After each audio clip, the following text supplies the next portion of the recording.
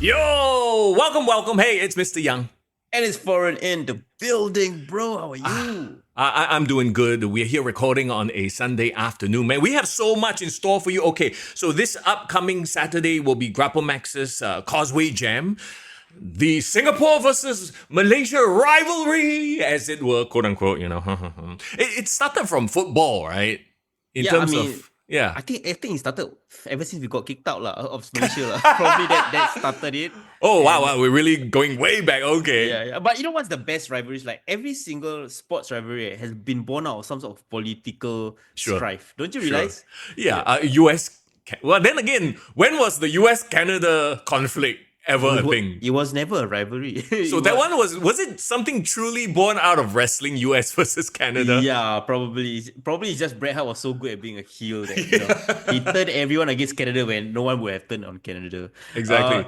I love how everything becomes so socio-economic. Even in the perceived fictional world of wrestling, you can kind of use it, as an easy cheap hit, right? Or a pop. So I love that Grapplemax is utilizing that as like a team event. And now that we are kind of following the local wrestling calendar really, really closely, it's something that we look forward to. Like, there's Royal Rumble season, and then for local wrestling, there's like Causeway Jam to kick off the year for Grapplemax. Causeway Jam season. I don't know if you knew this, but I just found this out. They also have the inaugural Causeway Jam Cup. It's a thing. Okay, wait. So they're doing it like in Singapore? Oh no, is it a football thing? So this is what their social media reads. For the first time ever, the promotion that wins the best out of these 5 matches will become the inaugural winners of the Causeway Jam Cup. When is that officially going to happen? I guess at this weekend's Causeway Jam lah. No, because they have technically two Causeway Jam editions, right? One in Singapore, one in Malaysia. So is it going to be like a cumulative thing over 2 shows or what? Well, from what I'm reading on the Instagram, it seems like it's going to go down this weekend.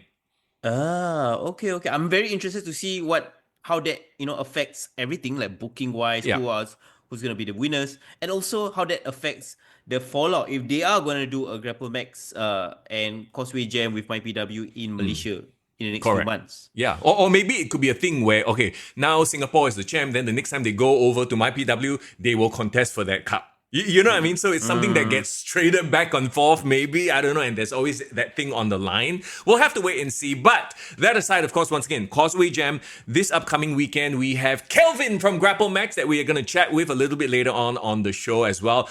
Kelvin, who very recently was in Scotland doing his student exchange, because he is a student after all. This whole internship thing is a real thing. Legit, bro. Yeah. That one shoot, bro. but the crazy thing is, he pivoted that into an opportunity to learn to grow as a wrestler. I can't wait to talk to him about it. Yeah, and the best part is, right, he's not only sharing his very, very like one in a million, like literally, right? Because he's the only Singaporean wrestler or anyone who actually wrestled on Scotland, unless there's anyone that wants to kind of put their hands up and dispute that. First ever Singapore wrestler to wrestle in Scotland.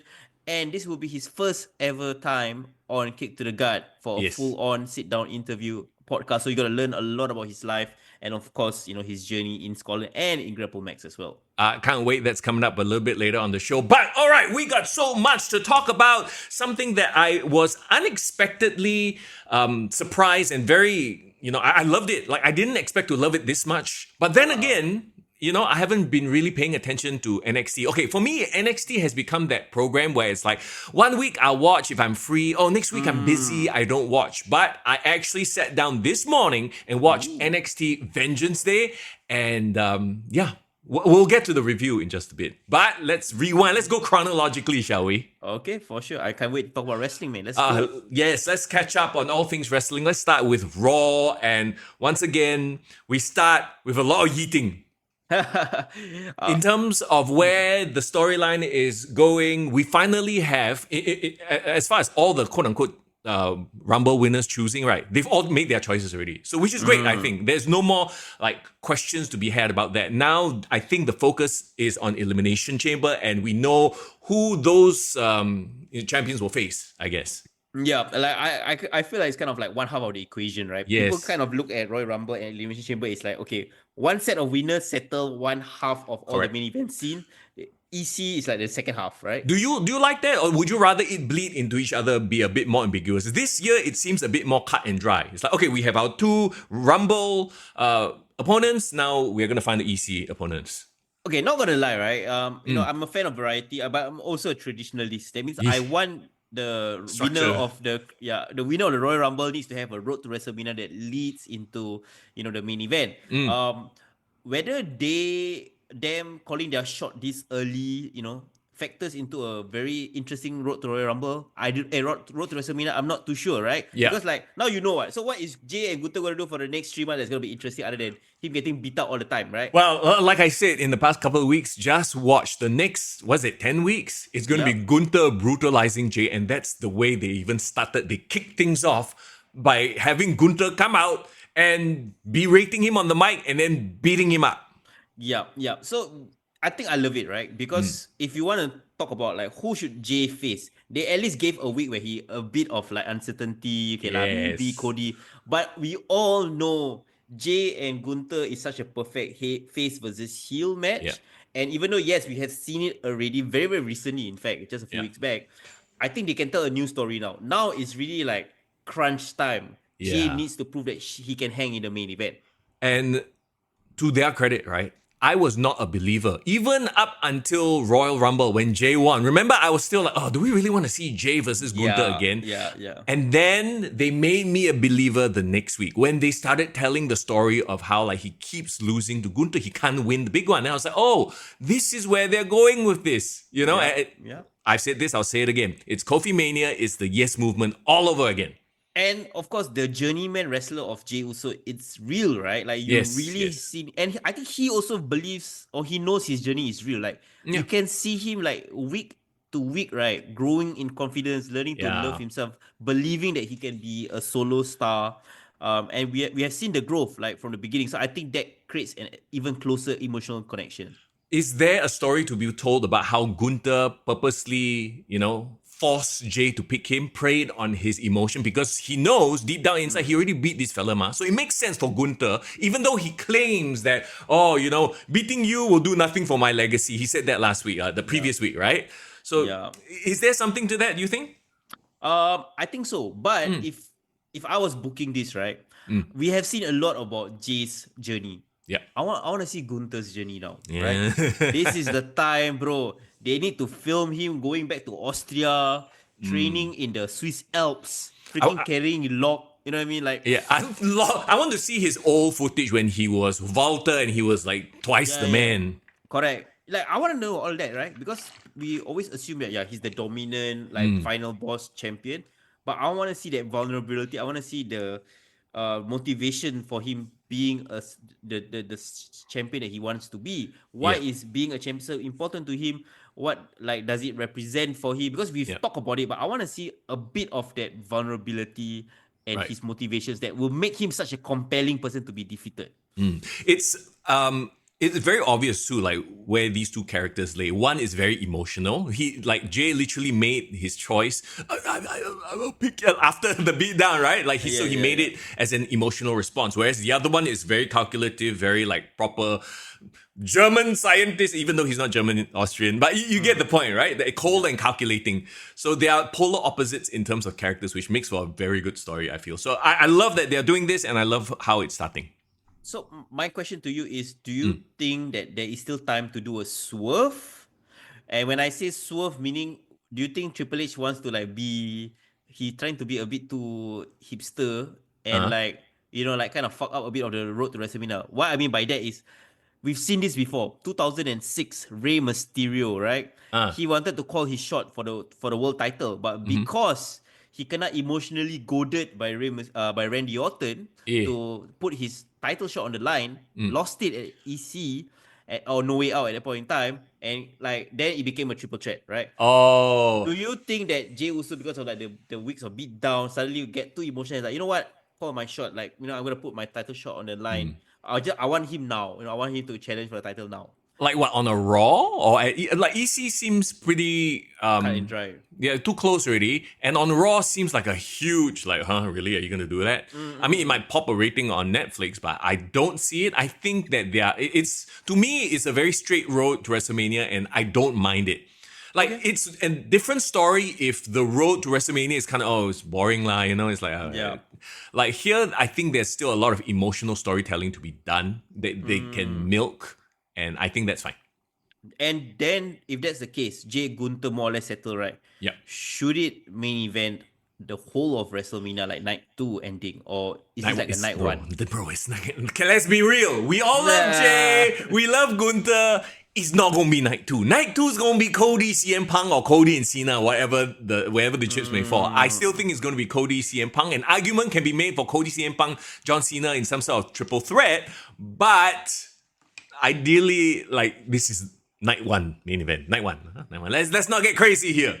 Okay, so do you see? Okay, we are booking way ahead of time. Yeah. Do you see a WrestleMania 20 final cutscene scenario where like Jay wins the title on night 1, Cody wins the title on night 2, and then they do a hug it out in the middle of the ring? No, because I want CM Punk to win the title on night 2. What are you talking about, man? Let's go. Okay. You're teasing the CM Punk fan, bro. I like That's it. right. I know you're a big CM Punk fan. Let's carry on. Damage Control, Liv and Raquel, they had a match, they had a thing, right? So it looks like they are transitioning and focusing more on the tag titles. Do you get that vibe with Liv and Raquel? Like Liv, even though she's in EC, it really feels like they are just, okay, she's there because she's a name, but they're probably going to go for the tag titles a little bit more. Even more so, I don't know if you saw SmackDown, it kind of ties in. Bianca and Naomi, they were backstage and they were presented the footage of who beat down Jade, but it was inconclusive. It was just like, oh, here's the scene of the crime, right? And then you just see Liv and Raquel walk away. That's all. So they didn't give away anything too much. Not yet, but Bianca and Naomi are, oh, Sila, you're blaming us. Now we are going to go Raw to confront Liv and Raquel. So you sort of have 3 tag teams with issues, right? Wait, who's the third tag team then? Damage Control. Oh yeah, Damage Control. They're in the mix also. They are in the mix, but I feel like they are the workman title because I think their time as like the main, selling point has kind of passed from last year. Well, any feud requires multiple parties to make it fresh, right? It can't just be 2 teams going up against each other all the time. So you need a third or fourth team to sort of be in there. You got Chelsea and Piper, even though Chelsea is, the US champ. US champ. The cool thing I like about Liv and Raquel is like Liv has had that main event run. I think she's a made woman right now. She is generally popular, and now she can be slid down into the spot of a tag team, which will in turn bring up Raquel, right? If they were to do the titles together. And hopefully bring up the tag team title scene as well. There is definitely a renewed push for tag team wrestling, if you've noticed, both from the men's side and the women's side. Like, there are actually stories that we can talk about now in terms of those. Remember, those titles used to be like, oh, okay, who has the titles? Oh, okay, like that. Now, legit got story one. I agree. And I think it's really, really cool. You need the depth, right? I think that's what will make people watch the entire 3 hours. If every single storyline is interesting, there's no toilet break, right? Well, okay, talking about the tag titles, I know we're jumping ahead a bit, but War Raiders and American Made. It was a DQ win for American Made. I forget who won, but I know that this is not over between them. Yeah. Do you see the vignette that the production team put out right before the match? Between American Made and the War Raiders. Was it the backstage? No, there was a promo? backstage confrontation, yes. But I remember the backstage confrontation. You're talking about the promotion package, is it? Yeah. They made a promotion package throughout the night to kind of hype up the match. So actually that made me hype for the match, even though I had no clue going on to Raw. Yeah. So I think one thing I want to kind of compliment WWE with Netflix is they really are making a concerted effort to kind of reintroduce a lot of these stars and groups or wrestlers for the masses. They are telling stories. Easy. Yes. See, here's the thing. People always say, oh, easy to understand stories means very shallow. That's not the case. I think the biggest challenge is to take an intricate story and make it easy for people to understand. Yes. You know? Yes. And that's what they're doing so well.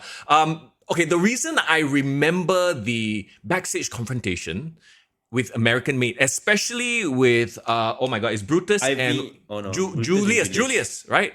There's Yeah. one thing in wrestling and in entertainment in general, it's very hard to teach. You either have it or you don't. And I saw it in Julius. Okay. What was it? Timing. Oh, okay. Comedic timing. You go back and if you ever have I don't know why this really stood out to me, but I can't even remember what anybody else said. But the moment he does this thing where he goes, and then he folds out the American flag. Oh, it was the spread eagle it, right? yeah, the timing was so perfect. I was like, this guy gets it. He nailed the timing on that. It couldn't have been even any better.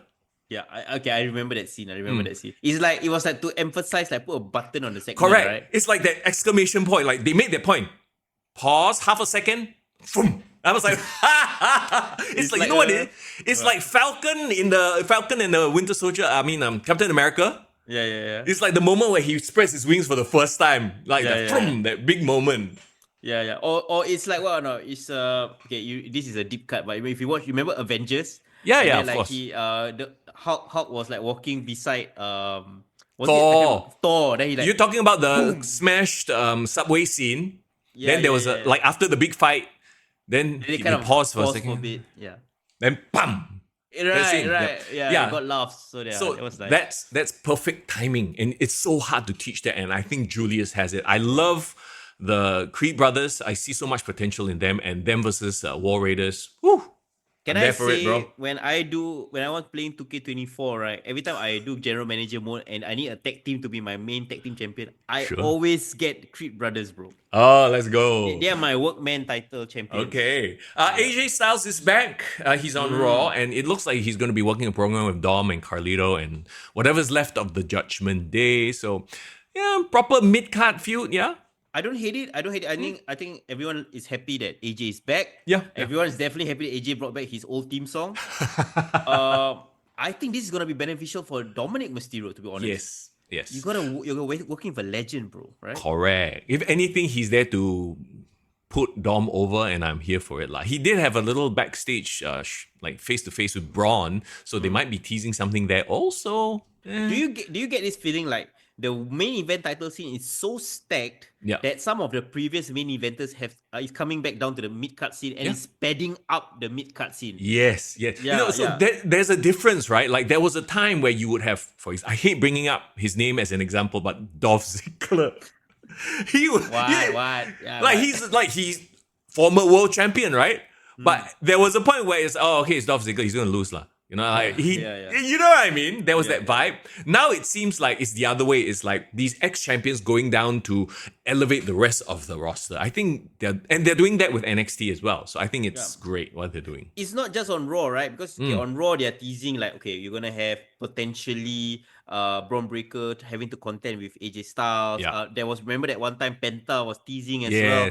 Yeah. So it's pretty stacked. And then over on SmackDown, like I'm mentioning ahead of time, but like we had people like The Miz padding out the title scene, Nakamura, LA Knight.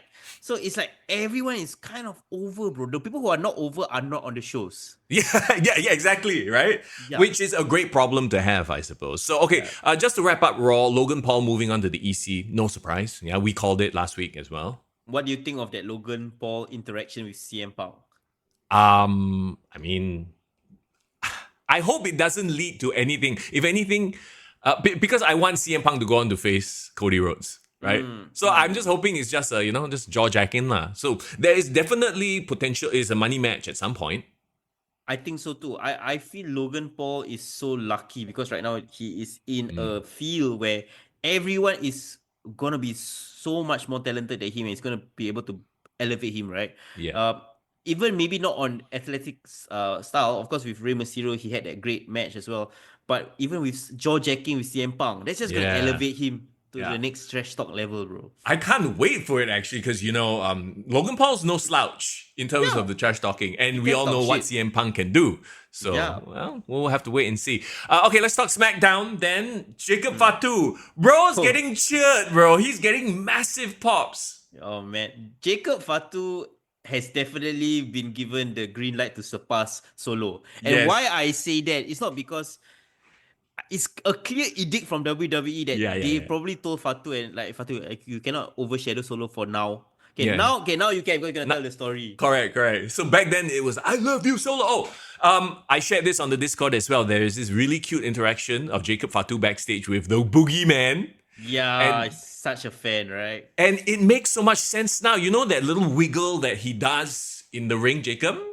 That's what Boogeyman used to do. So you think it's a homage to him? Yeah, it is 100% an homage to him. 100%. Wow. Like the way Fatu, once again, it's on our Discord. If you haven't joined our Discord, feel free to join us. I posted the TikTok link, right? It's literally of him like filming a video with him, and Jacob is like a little kid fanboying over his favorite wrestler. Yeah. He's like the tippy toes, you know, the tappy tap when you get excited? That's sending me over the edge. I am a Jacob Fatu. I was already a fan of his. Now I'm even more a fan of Jacob Fatu. Yeah, I saw that scene. I think it probably was a couple of years ago. It probably wasn't that big, right? Yeah. And that coupled with that one fan footage of him being in the crowd, like being excited for the Usos at last year's Royal Rumble. Yes. Bro, we are literally seeing him making his dreams a reality right before our eyes. Yes. And it's so great to see. And like, I think I know where the bloodline is going right now, right? Yep. We talk about it, we teased about it. Solo coming back, and suddenly the Tama and Fatu having that reaction of like, oh, you left us high and dry. Yeah. That is probably the next chapter in the story. So they are not on the same page, right? Tama Tonga and Fatu, and it gets worse by the end of the night, obviously. They're setting up the main event. I wonder if this leads to a feud at EC, or are they going to stretch this to WrestleMania? You know? I guess we could talk about it now, right? Because main event... I wanted to talk about like Cody's opening segment as well, because leading up to the main event. Right. I'm getting this sensing that Cody's heat is going down. That's why him going up against CM Punk at WrestleMania is the right thing. CM Punk wins, Cody goes Homelander, he has a new 1-year run as Evil Cody, he refreshes himself. It's perfect. Yeah, I get it. Like, I feel like Cody's babyface run is kind of on his last legs, and not in a bad way. Not saying that he's stale.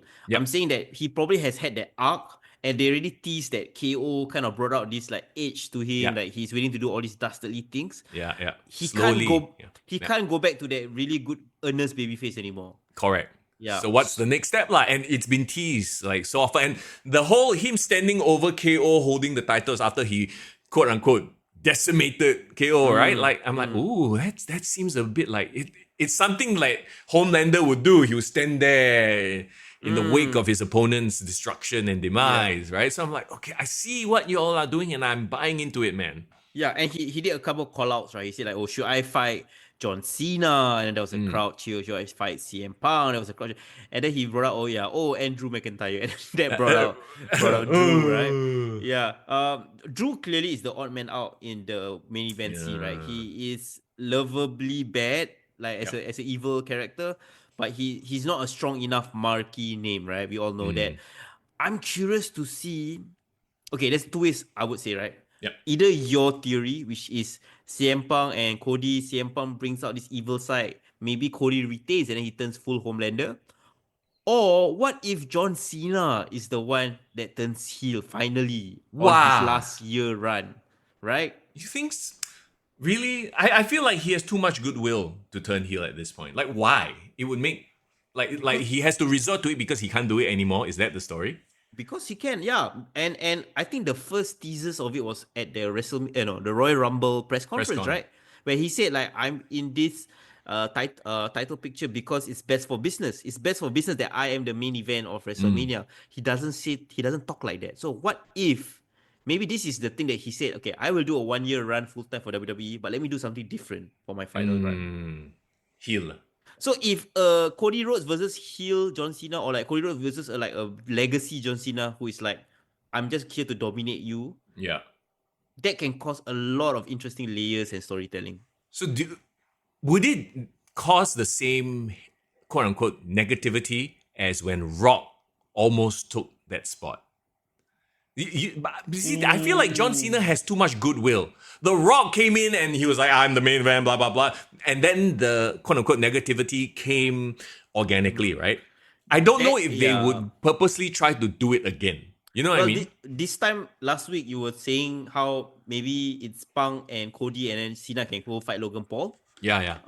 That is still on the table. That is still like what if Punk fails and then Logan Paul is the one that causes that marquee match. Yeah. But there's also an argument that maybe it could be a triple threat, right? Yes. Cena And you could still tell the story of John Cena not winning because he can lose at the triple threat. CM Punk, I want CM Punk to have his moment. Like, I'm not even that big you are a bigger CM Punk fan than me, but I want him to have his moment, and I want him to A, have his moment, B, kick off Cody's descent into Homelander, and if John Cena is part of this equation, tell the sob story of John Cena almost winning, but not winning the big one, which is what he wants to do. So there's 3 things you could do in that one match. Which one would you want to see out of the 3K? I give you, I break it down for you. Would you want to see Cody retain, become Homelander? Would you want to see CM Punk win and then Cody loses the title and descend into Homelander? Yep. Or would you want to see John Cena win, whether as like a babyface that kickstarts everyone else's turn, or as a heel? B. Okay, so you want to see because Punk wins. I don't believe that Cena should win the title. Not so early in the year, maybe even never. You know what I mean?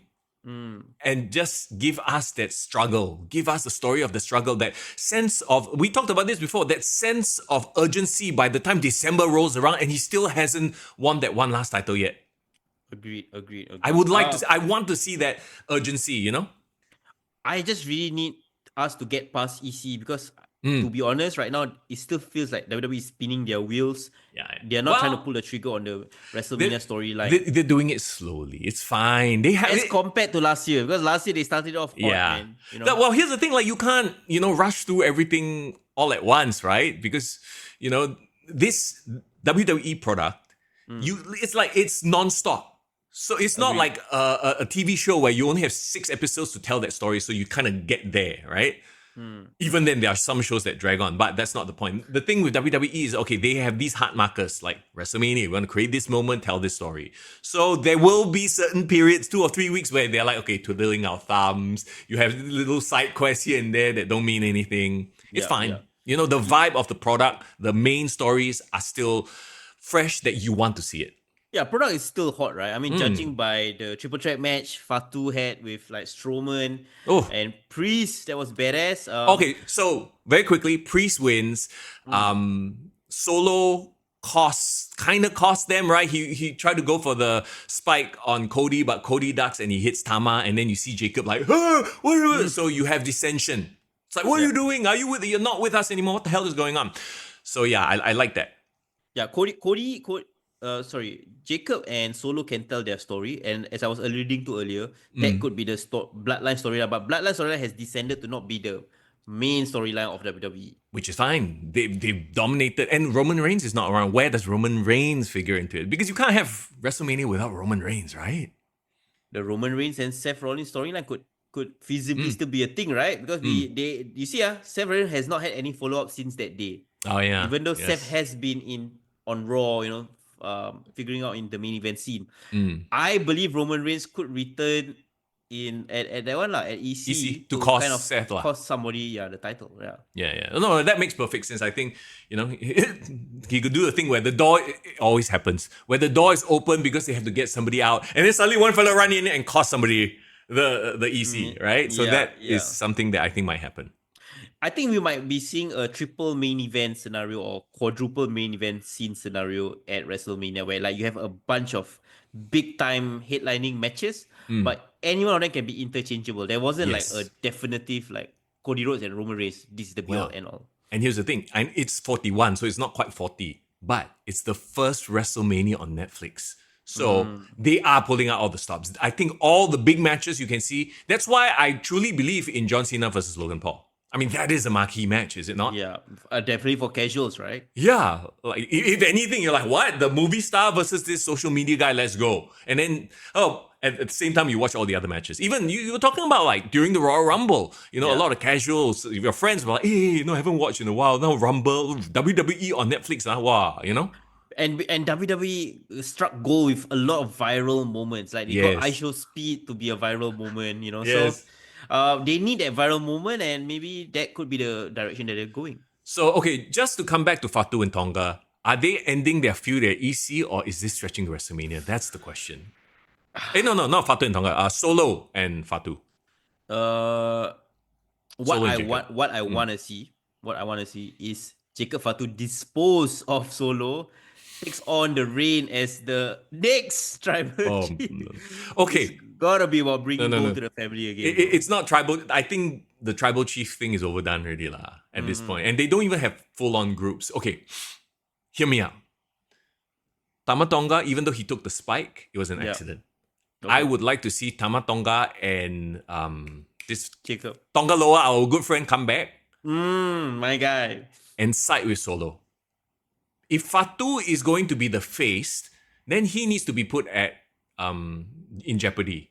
And the only way you can feasibly put him in jeopardy that we can believe is have a group beat him down. Unless you want Solo to bring in Zila and all the other Hikaleo, whatever, more Samoans. I think that's overdone. You are pivoting, or you are kind of leaning towards Solo becoming the heel and Jacob turning into a babyface? Yes. Well, isn't that where they're going with it? Like, Fatu is getting massive cheers. I think it would be silly if they don't lean into that. I think it's too early though, because Okay. Jacob Fatu has not had that monster heel run. I mean, he had a monster heel run within the constraints of the bloodline. Right. He has not been set free. Right now, we are seeing him being set free. He needs that Umaga monster heel run. I rather Jacob Fatu absolutely destroys Solo. Yeah. And Solo is like a crisis of confidence that he's going through now, right? And then he kind of accepts that maybe he's not as good as Solo, as Jacob Fatu. And then Jacob kind of takes over. But Solo okay. can go on this redemption arc on his own. When we talk about monster run, it can be within the alignment of being a fan favorite, right? You know? He doesn't have to be a heel to go on a monster run. I think he needs to for what he does and offers to the ring, though. So- if I'm a casual and on Netflix, I see this guy. Wow, this guy is a fucking crazy criminal. I don't want to have anything to do But with him. people are cheering him. When he gets on the mic and he drops bars, people are cheering him and listening to what he's saying. I think it doesn't make sense for them not to lean into his popularity at this point. He is winning people over organically. And you just can't fake that or hide that. It's like Tiffany Stratton, which we'll talk about in a bit. So to me, what happened with Tiffany on this SmackDown shows me that they're finally leaning into her being a face. Because they have a bigger dick heel in Charlotte, Yes, right? exactly. Previously, she was getting cheered, but she's still acting like a heel, right? Okay. Who is the bigger dick heel than Jacob Fatu? Solo Sikoa lah. As the annoying boo. Yeah, boo. you are not Roman, we don't like you, Jacob better than you. So he can play. And Solo needs a team. Yeah. He can't stand by himself, right? Yeah. So it's either going to be Tamatonga and Tongaloa, or he brings in more freaking Samoans. Bro, if Hikuleo comes in as their tall enforcer, but maybe lah, maybe. To me, it's enough Samoans lah, bro. Bro, enough. It's like they're coming out of a clown car. Multiple Samoans are dropping out, Exactly. Dear God. Okay, let's pivot and move on to what we talked about earlier, Jax versus Stratton. They had a match, right? I really didn't like this match in terms of not the match itself. The match itself was fine. I think they wrestled it pretty well. It's that Candice LeRae caused the DQ, and Nia Jax was okay with it. It was for the title. Yeah. That made zero sense. You literally just cost your friend the title. What are you doing?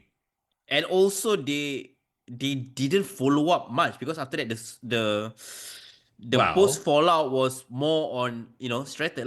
Basically they didn't say anything about Nia Jax and Candice LeRae right after. But you know why they did this, right? As in, okay, so you're talking about Charlotte Flair coming out and declaring.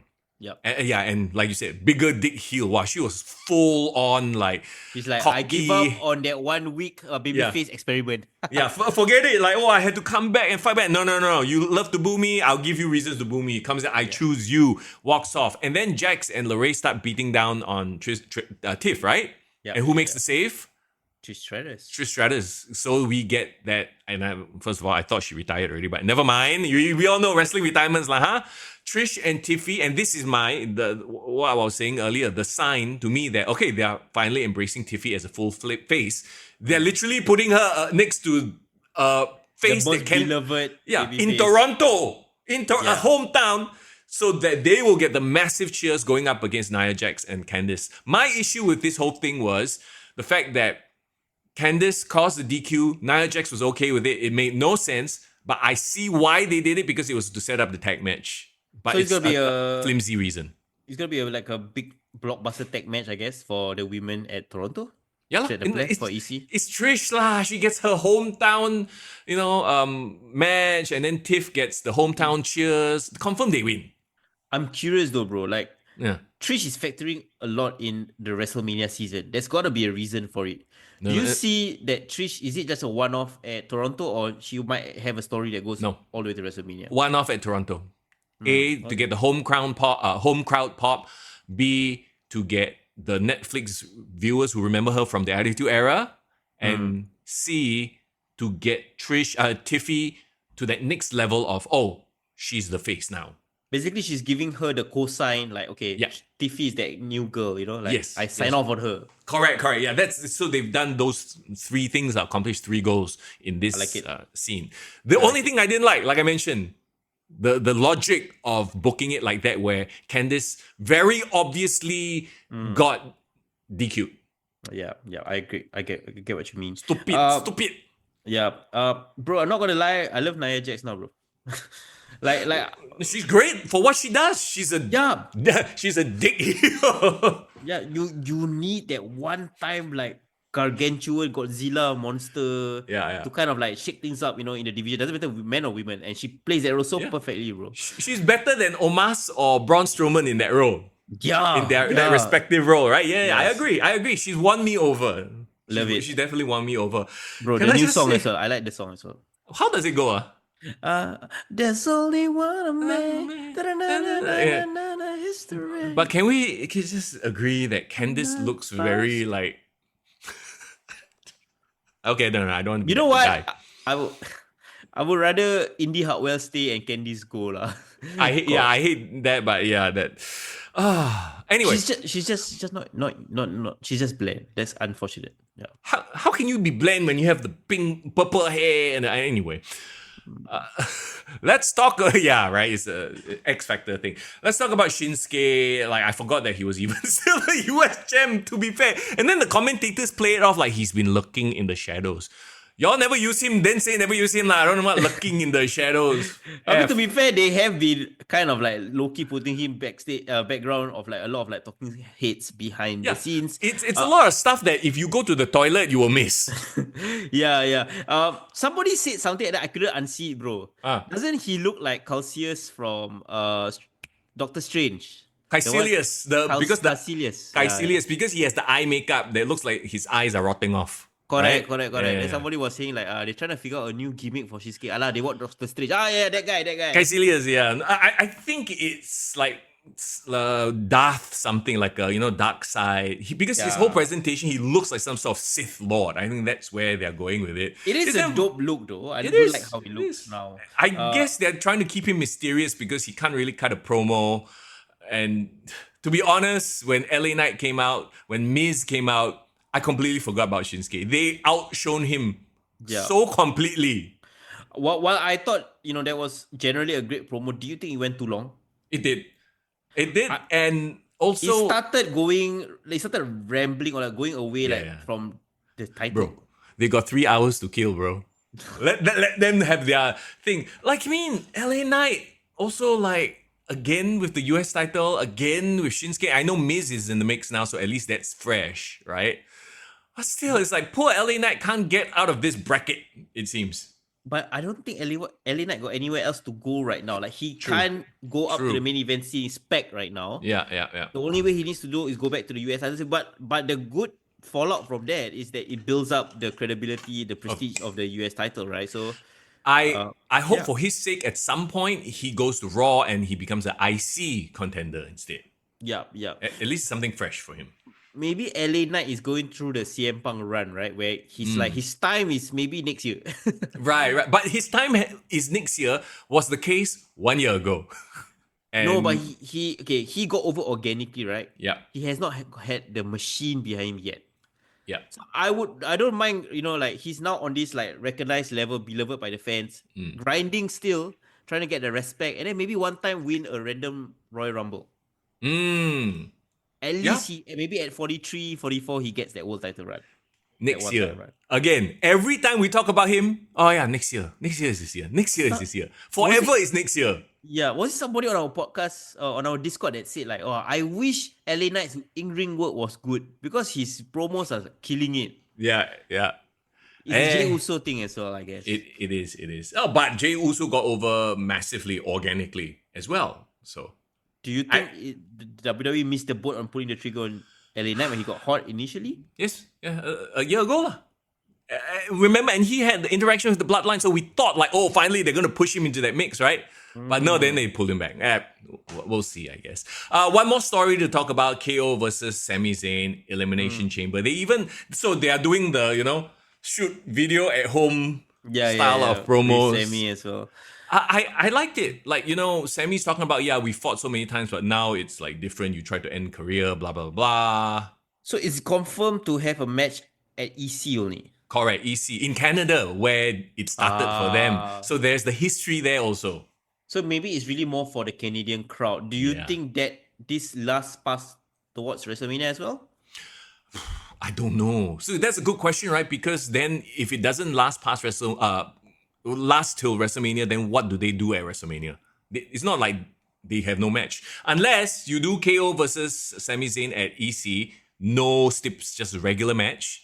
And then WrestleMania, you have like hardcore, whatever bullshit match, like some sort of gimmick.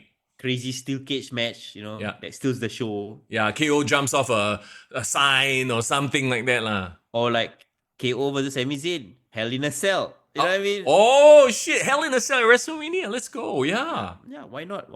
I think so. And because their story is so heated like and it's years in the making. Yeah. It makes sense for them to have that diabolical end each other's careers match. I like your booking for this. Like regular match, EC, have that feud, make it so personal that like one of them was like, nope, I'm gonna get you at the end. Let's go WrestleMania. Yeah, there you go. So that's SmackDown. Raw and SmackDown, I mean, like we alluded to earlier, it's a bit of, all right, let's bide some time before Elimination Chamber. That's when we'll finally know, okay, the proper road to WrestleMania, the other champs, who they'll face.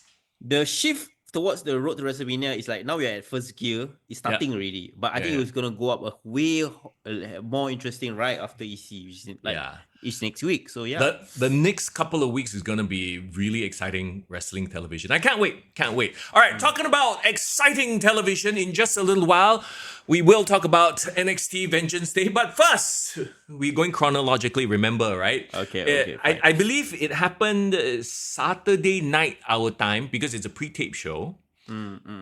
AEW Collision. Now, I will say this. It's probably the most positive I've ever been for AEW because I don't watch the product anymore. So I can't really tell you good or bad. What I can tell you is from the Instagram photos that I see, and I saw the results already, right? Yeah.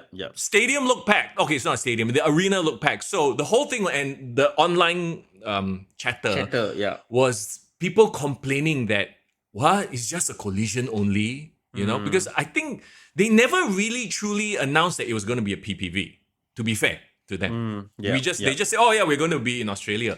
But I think they were like, huh? And then some more Collision, I don't know if you agree with me on this, but I think Collision already has like C brand vibe, B brand, not even B brand. They lost the CM Punk rub. So it's like so the idea is like having a velocity. pay-per-view. Yeah, exactly. Or WCW Thunder. And they're like, huh? But because it was in Australia, I think it's a happening. It's never been done there before. The arena looked packed. It looked great. To be honest, they could have saved themselves a whole lot of bad PR if they have just made it upfront. It's going to be a TV taping. Like, it's going to be a Dynamite. For the first time ever, a Dynamite overseas in Brisbane, Yeah, considering the card, considering how good it looked, why didn't they make it a Dynamite? Why make it a show that nobody watches? I know why, bro. Why? I know why. Dynamite needs to be live, right? They can't do it live because it's Australian timing, right? Oh, so they have to. They don't want tape. Like, actually, why though? Like, No, it's too far away. Is it? So they can, if they go live, it's probably going to be at 3 a.m., 4 p.m. And you have to understand, like the slot, the prime time slots for American is like that time is that time, right? No. But like I said, you don't have to do it live. WWE has done TV for Raw in Japan before. It's just tape delay, lor. So do your show on a Tuesday night or whatever. I guess maybe they don't like the idea of a Tuesday night. I know why. They wanted to get the lead in from NBA. I remembered that was one of the reasons. So there was a big NBA All-Star game. Is it All-Star game right now? I think it's All-Star game. Yeah. Yeah. So basically, they are saying that they needed to pack or start the card for Collision. Okay. Then just be honest lah. Okay, so right? No, there's nothing wrong with that. Then it becomes a marketing issue. Then don't call it AEW Collision. Call it AEW Grand Slam. Call it AEW Slam in Brisbane or whatever. You know, come up with that's a nice name. Whatever lah. Just like Saturday night's main event. Make it a happening. Don't tag your shit brand to it. I got one, bro. Insane in the Brisbane. I love it. AEW Insane in Brisbane. Why? See, we are just a bunch of humble podcasters from Singapore and we came up with better marketing for this event. Like, don't you think it's dumb? Like, or I think maybe because they think that they need the AEW Collision branding there.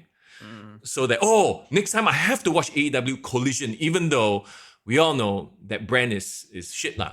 Yeah. But at the end of the day, trying to be positive here is that they did fill out a 10,000 plus arena. Correct. And I think the crowd was hot for it. Okay, the ones that end up like, okay, fine, I bought the ticket, right? They did end up like having a great show from what I saw.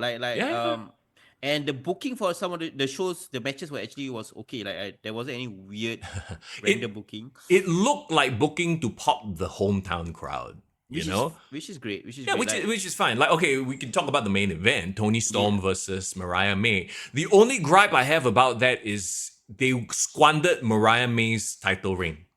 They had so much potential. I've said this before, I'll say it again, right? It felt like in between when she finally won the title till now losing the title, they didn't elevate her anymore. In fact, she slid down. They did on arrival her title reign. That's an issue that is not exclusive to right now. No. Right now, like to me, Toni Storm winning the title from Mariah May was actually a blessing for her. Like it was a mercy for her, right? It was like a mercy kill because Toni Storm remained such an interesting character. Like, okay, to me, when she came back as Toni Storm, the normal girl, like, oh, okay, weird. The amnesia thing.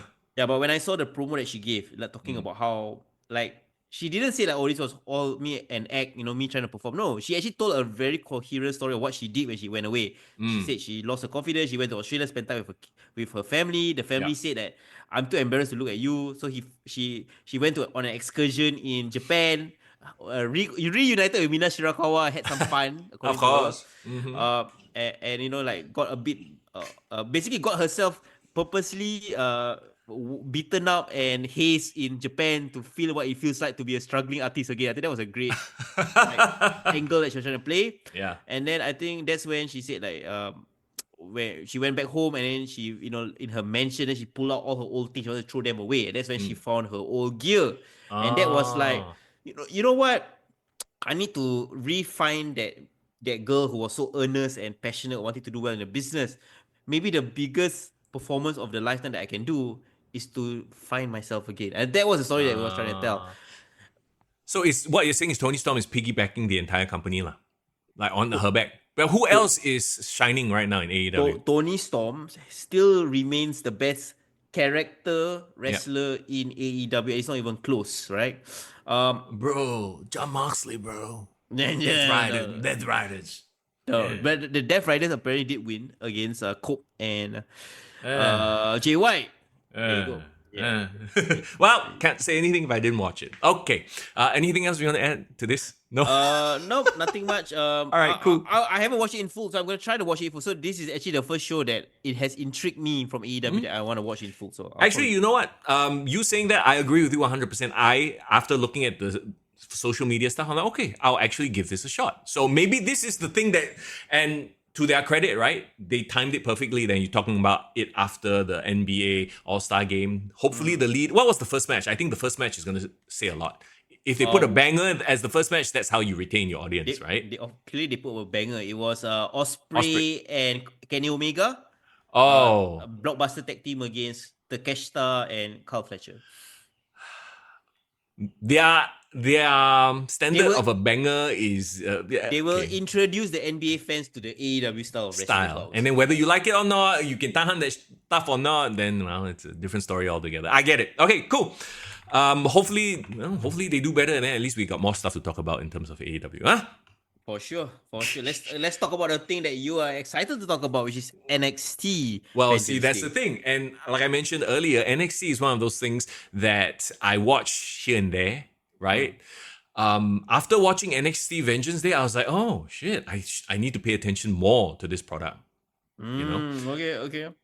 So we kick off with Fallon Henley versus Stephanie Verker. Okay, here's the thing about NXT too, because a lot of these wrestlers are up and comers. So a lot of these names are like, who, what? And I think a lot of people feel that as well watching it, right? But watching the work, I think, is what's gonna get you hooked. Because I don't think there's any issue with their work rate and style. Like, even at NXT level, everyone can work. Correct. You know what I mean? The ones who cannot work yet, still a bit clunky, maybe more performance center or like one off match at NXT, right? Evolve or LFG. Are you excited to watch the LFG show, by the way? Have you seen the promos for it? Actually, I am. It's like Tough Enough, but with actual like it's more like contender issues. It's a more reality-based TV show. Ultimate Fighter vibes. Yeah. But okay, back to NXT. So Fallon Henley versus Stephanie Verker for the NXT Women's North American title. The crowd was solidly behind Stephanie Verker. Yeah, Verker is over, bro, and she's probably hasn't spoke more than like 3 sentences of English, but she's so over right now. What do the kids call it? Vibe. She has it. You see her already. She looks cool. Aura. Thank you, Aura. She beat like Fallon Henley, and I have to say, Fallon Henley, Fatal Influence, they become like this Judgment Day style group where it's like they will always gang up and cheat, but they still lose.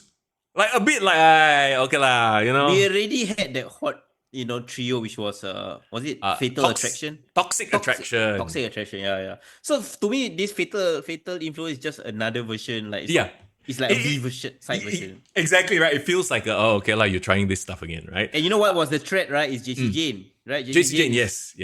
Has both of them, yeah. Stephanie Verker now with the North American title, I think is very great for the division. I agree. And the thing is, right, some people even say that she actually is above, the title is beneath her. She should be contending for the world title, but I think that elevates the North American. Again, back to the point you made earlier, talking about a lot of these guys and gals who could be main eventers, but they are sort of slowly carrying that mid-card into upper mid-card status, right? I agree. NXT Tag Team Championships, Nathan Frazier and Axiom versus Josh Briggs and Yoshiki Inamura. Okay, so do you know much about Yoshiki Inamura, my friend? I watched NXT this past week. Okay. On Netflix. Yeah. And that was the first time I saw this Inamura guy. Did he impress you? He reminds me of what? Who? He's a Japanese Keith Lee. I think in the best of ways, because he looks like he can go. Okay. No, he went. He went. Yes, He went. He is what I thought strong style would have been. Yes. It's like, okay, I've obviously never watched Ishii in his prime. But this is what I picture Ishii used to be. Yeah. You know what I mean? Like when all this talk of strong style, and then you see Ishii or what's the other fella? Those fellas they always bring to AEW or the what's that one? Oh shit! I think Najo will laugh at us right now. Yeah, but you know what I'm talking about, like these guys who are over their prime, who are always Shibata. Not Shibata. Oh. I know, it's the one that John Moxley always fight with. Yeah. Kojima, no? Kojima. Anyhow throwing out Japanese names. Are you gonna say Toshiba next? Sony. Walao eh. Stop it lah, bro. I know. But yeah, like. To me, this is like, when he goes, right? But where was he from? Where did he come from? Like, okay, let me tell you. So first of all, I like that we have a long title reign for Fraxium because the other thing is they don't really have too many tag teams. So yes, establish the long reigning tag team first, right? And I really like them in the ring. They're very smooth together. Yeah. They have the tag team thing down. Very easy to like. Now, Josh Briggs. Do you remember Josh Briggs? Didn't he have another partner? Yes, he had a tag team partner who I forgot what his name is already. They fell out lah. Briggs lah. They were this like lumberjack style rough and tough guys, right? Okay. And wasn't Fallon Henley part of their group also? Then she turned heel lah. I do not know enough to remember. Well, I'm glad they moved away from it. So the story is Josh Briggs, he took a break. He went to Noah in Japan to compete. And then he came back with his new Japanese boyfriend. Best friend. Wait. Wow. No, because it's so like when you watch their promos, right? It's like he went there, then he came back with this Japanese guy, and then he gives him his jacket. So now they both wearing matching jackets. So I'm like, oh, okay. You went to Japan, came back with a new boyfriend.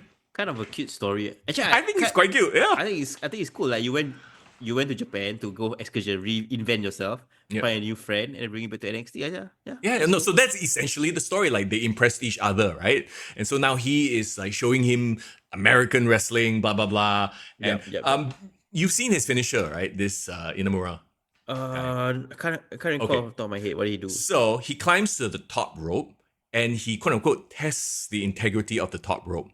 So it's this action that builds the anticipation, kind of like how when Shawn Michaels used to tune up the band, he would stomp, right? So imagine this guy. Oh my god, I'm going to do it. He climbs to the top rope, right? He's there, and then he starts bouncing up and down on the top rope, and you see the top turnbuckle like freaking bends, like it's trying to support his weight. I swear this thing is going to break. Because he's a heavy guy, right? He's a big guy, yeah. It's like he looks like a smaller version of Bronson Reed. Like he's not as big as Bronson Reed, but he's got that stocky build, right? Yeah, stocky build. So he's bouncing up and down, and then he does a huge splash. And it's not just a splash. It looks more like a belly flop. So he arches back as he jumps off. Oh, wow. And it looks incredible. It's like a belly flop splash. Bro, it's like he slingshot himself into the air. Yeah, and it looks very anime. It looks like an anime version.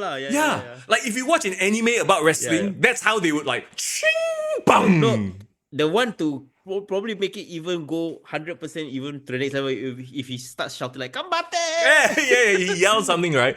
Yeah. So I'm a fan. Like I didn't know too much about them as a group. I thought they looked kind of weird as a group, but watching them together, I'm like, okay, there's no fake ass looking bullshit. They had me for one moment, right? Okay. Frazier tried to do the I chop you, you chop me thing. Oh, the thing that you hate the most. Okay. Yeah, he chopped this fella. The fella like, fuck, Then he chopped Frazier. Frazier dropped down like, oh, fuck. Then this Inamura is like, come, you chop me one more time. And Frazier stand there, kicked him in the head. Did it Inzaguri instead. So I'm like, okay, at least they didn't do the chop back and forth because that would have made no sense whatsoever. Yeah, okay, that's cool. I nothing much to say. I watched it quite quickly, but I liking what I see from both of them. Fraxium won. So again, long title reign. I think it bodes well for them. So, strap match: Trick Williams versus Eddie Thorpe. So remember, I said this of a lot of the Japanese wrestlers. Being Japanese is not a gimmick, right? And like I like this Eddie Thorpe so much better now that he's this bitter guy. Like now there's an actual story to follow as opposed to do you remember when they first introduced him? He was the Native American guy who inspired Wahoo McDaniel. Who was inspired by Wahoo McDaniel. No, I didn't even know about his story. Right. So he has Native American roots, right? And then he became the EDM DJ guy. I don't know if you saw that. No, definitely didn't see this. Oh, that one was cringe AF, bro. Was it a Vince gimmick, bro? Yeah, I don't know, man. Like Bruce Pritchard gimmick, okay. I guess maybe they were just trying to find different things. That's the whole point of NXT, to find yourself, right? Yeah. And then he became bitter. He became this guy who was like, why am I not getting my opportunities? Why does Trick get so many opportunities? There was I don't know if you saw that one where it looked as if, because he didn't actually hit Ava, but like someone smashed into him or something like that. Okay. And then he had interaction with Shawn Michaels, so I guess Shawn Michaels gave him the rub as well. Okay, definitely didn't because I know his name very forgettable. That's the thing I remember. He shoved Shawn Michaels, so that was a big deal. Oh, okay, Right, okay, right. okay. It's coming back to me. Okay. So they're trying to make you hate him and remember him as that guy, like this bitter employee guy. Okay. And what was surprising is he got the win over Trick without. I mean, it's a strap match, so yeah. Are they trying to use Trick to give him the rub? Yes, that's what it is. And maybe Trick is going up to the main roster soon. So he's like, okay, let's put this new guy over. Okay, fair enough, fair enough. It was fun. Trick has done all he can in the title scene anyway, so... Yeah, it was a good strap match, so I enjoyed it. Ethan Page versus Javon Evans. Again, really good storytelling. Really good storytelling. Because before this, Javon was this like young, bland, happy to be there, sort of a, woo, I'm bouncy. He's the one that had the match with Randy, right? He fucked up the finish. Correct. Well, I mean, it was a very like 0% margin of error spot it was anyway. Hard, it was hard, yeah. So Ethan Page broke his jaw. That's the whole story. I remember this. Yeah, the head in the steel chair, sort of a thing, right? And stomped. So last week, I don't know if you saw, they did this thing where he was cleared by the doctors, but the doctor is like, I still recommend you don't fight. Like, if you take one solid blow to the jaw, your jaw could shatter again. So that's his whole story. And they played it out well. Like, he comes out, his music is all bouncy, but he's not bouncing. Like, I hate it when it's a blood feud, right? And then they still come out, Jeff Hardy. Yeah, we all remember dance. That. Yeah, like, hey, your brother getting destroyed. Got to dance first, bro. You can't stop me, bro. Can't stop the groove, bro. Okay. So he comes out to his music. He's like pissed. He's like, I'm gonna f this guy up, right? And Ethan Page, in a way, has become the Randy Orton of NXT. Do you feel? Ooh, that is such a great compliment. Why do you say that? Like, okay, this is like the era of Randy where he's punt kicking everybody, like where he's doing such dastardly things, he broke, quote unquote, Dante Chen's ankle. Remember? I remember this. Yep. So yeah, now he's that guy and he's doing these dastardly things, right? Okay. Ethan Page won after Javon Evans did a springboard move, and then he basically punched him in the jaw, which is the story. End the match. Yeah. Right. Yeah. And then they set it up perfectly so Javon is wearing a mouth guard to protect in case. So as he does the springboard and then Ethan Page punches him in the jaw, the mouth guard, he spits out. So it looks like he just punched the mouth guard right out of his mouth. Smart. It was a really nice spot. Smart, love it. I'm like a fan. Like the visual storytelling there was great, right? It reminds me of, Dolph Ziggler, he purposely chews gum. I always bring this up. Yeah, so he can, like, if somebody gives him a super kick, he can spit it out. It looks like a tooth fell out. Little things like this, bro. Things like this is what, I think wrestling fans, especially when we have been watching for such a long time, we don't really watch. Okay, if the story sucks you in, that's great. Yep. But if you watch a match purely for the match and you see the little things that they do that make sense, even better. You know who else used to do this? Don't tell me. Mr. Perfect. No, yes, Mr. Perfect, but also Shawn Michaels. So it makes sense that Shawn Michaels is teaching them this thing like okay, put gum or put something in your mouth that you can spit out when someone kicks you in the face to sell the imagery. Yeah, or put like small straps so they look like, those like teeth. Tic-tac-toe. Tic-tac lah, where got toe? Tic-tac. And then you put the wrong color, you put a orange color one. Hey, this fella teeth orange, what the fuck? Okay, so, yeah. Yeah, that's smart. Put a white tic-tac. So the feud continues. So I wonder if that means it resolves at Stand and Deliver. Because don't forget, Stand and Deliver is coming up before WrestleMania. Yep. I mean, that's their WrestleMania for NXT, so that's gonna be fun. Like maybe this time it can be some sort of funny like specialty match lah. I like it. Yeah, ladder match, whatever. And maybe do you think Ethan Page is ready to move up to the main roster? There's argument, like I've seen people say that he is, but I will argue on that if he moves up, he becomes lower mid card on the main roster. He needs more shine in NXT. You know what I want to see? What? Ethan Page, Ricky Starks. Oh, so funny you should bring that up because that's a big talking point, right? He shows up on NXT unannounced, but I don't know if you noticed this. He hasn't actually said his name. Yep, he hasn't. So from what I've read, it's because he literally just signed.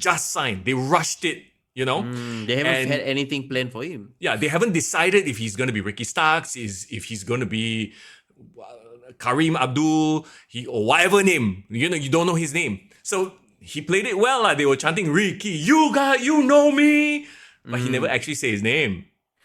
And is Ricky Starks his like Real name. his real name. copyrighted name? Oh, okay. No, his real name. And he okay but he's still calling himself Absolute. So his catchphrases are there, but he hasn't actually said his name. Honestly, I hope he keeps his song. Yeah. His songs actually is a really banger of a song. Oh yeah. But is No, it licensed music or what? Probably no, it's AEW music. Oh, then cannot already lah. Yeah, unfortunately. In the promo he did on Vengeance Day, he also didn't say his name. So there's still a chance that he might be some, Steve. Let's hope not. Main Let's or hope. what? Yeah. Can you imagine Steve? Hey, it's Steve. Absolute Steve. That one, the other guy, what's his name? The one Absolute. that kena super kick by Shawn Michaels. That's Steve. Steve. Sean Spears. Sean Spears. Yeah. Yeah. Okay, are we talking about the last match already then? Yes, the main event. We are. Yes, the main event for the NXT Championship: Obafemi versus Grayson Waller versus Austin Theory. How do you make Obafemi someone who's so physically dominant? Nobody else on the roster stands up to him, to be honest. After Trick has failed, right? Yeah. You put two main roster guys against him who are a team. I mean, it makes perfect sense, doesn't it? It does. Like he graduated. He basically is the master ruler of all of NXT. The next one is all the lower mid card and mid carders of the main roster lah. That makes sense. And then somehow it's a team, right? So they team up on him, no? So it's that's how you put him in jeopardy, which was great. I thought that was, and this is a great use of Waller in Theory because for whatever reason they are just hovering at that mid card level in the main roster. They just they don't have that breakthrough moment yet. I honestly they have to beat their time because they are young. Yeah. There's other people who are way over than them, but they are still. I think going down to NXT could actually be the best thing for Austin Theory because Theory has never won an NXT championship. Waller as well, and that was part of the story in this match as well. Like Waller not getting his flowers in NXT. Everyone's always talking about Braun, always talking about all the other guys. Hayes, but not Waller. So I like that. They finished off with sort of a thing where it was a bit weird lah. It's like Waller tried to do, I hate his finisher, by the way. Do you know what Grayson Waller's finisher is? It was like a flying knee or something like that, right? No, it's from the top rope. No, it's from the outside. He rolls, he jumps through the middle rope. Yes. Does a roll stunner. So it's the most convoluted, like heavy setup move ever. And I hate it. But even Logan Paul's new finisher actually looked better. It looked better, right? Yeah. But he did it and he accidentally hit Austin Theory with it. And then Oba grabbed him and, did his pop-up powerbomb thing and finished it off lah. Yeah. Now, I guess the big story here is, do you know what happens after the match?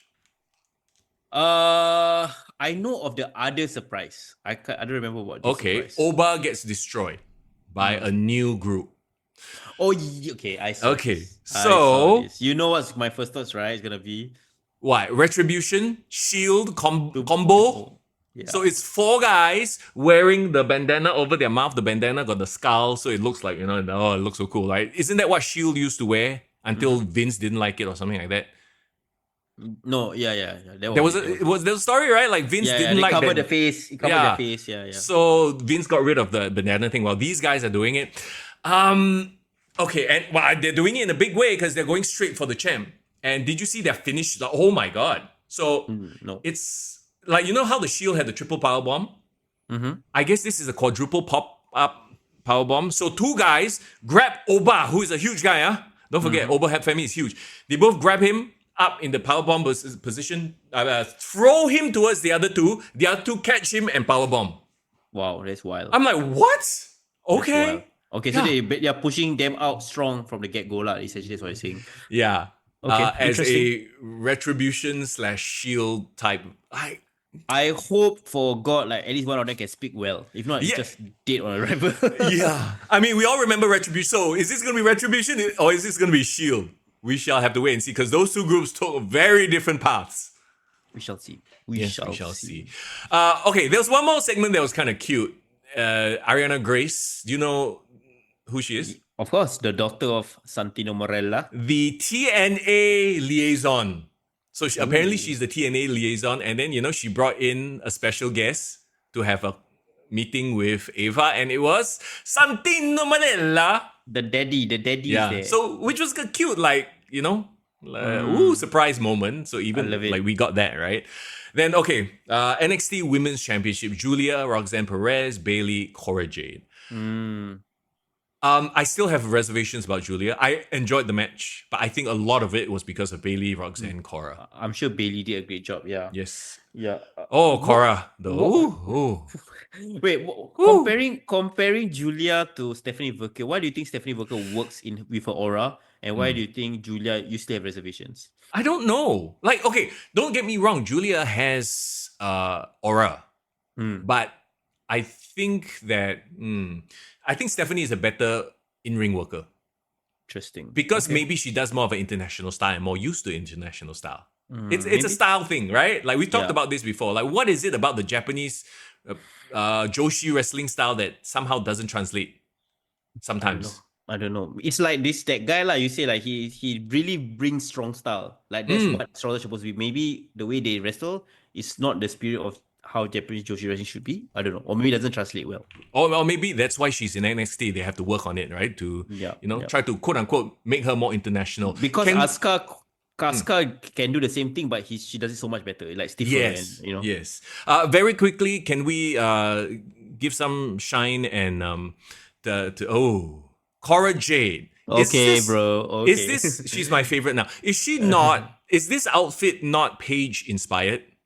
Interesting. Doesn't that look like Paige's something old she top? could wear? Yeah. Yeah. Man, if I was CM Punk and then this girl was into me, I was like, damn. Stop, bro. He's happily married man. Stop it, bro. And stuff. they are damn far away in terms of age, lah, bro. Cannot. Okay, I think we'll just leave it on this screen. Let's just switch off our camera. Nobody wants to see our faces. Okay, we gotta wrap it up. Come on, let's focus on the match. It was a great match. Julia retained. Not surprisingly, Stephanie Verker came out to congratulate Julia. So they're still doing the whole they are friends thing, right? That's great. Yeah. But then the sirens go off and Jordan Grace shows up. Is the big Papa Pump? No, different one. The buff Sabrina Carpenter. Oh, I saw that comment. I was like, guys, come on, I cannot unsee it now. I can't see it. I love Sabrina Carpenter. I think she's the pop princess of 2024, 2025. Now I can't unsee it. Jordan Grace is the buff Sabrina Carpenter. That's hilarious, bro. Yeah, it's because of the hair and the blonde hair. Anyway. Even better than Tiffany Stratton, to be honest. She looks literally like Sabrina Carpenter. But looking at the three of them in the ring or staring against each other, I was like, oh shit. When they talk about NXT's women's division being the best, there's a legitimate claim right there. Look at the three of those. The way they are collecting all these female wrestlers in NXT, right? It's like how Triple H collected all the indie wrestlers in 2017. Suddenly you got Aleister Black, suddenly you got freaking Velveteen Dream, and then it was a roster. Yeah, and then you slowly get them acclimatized to the WWE working style, and then you filter them into the main event.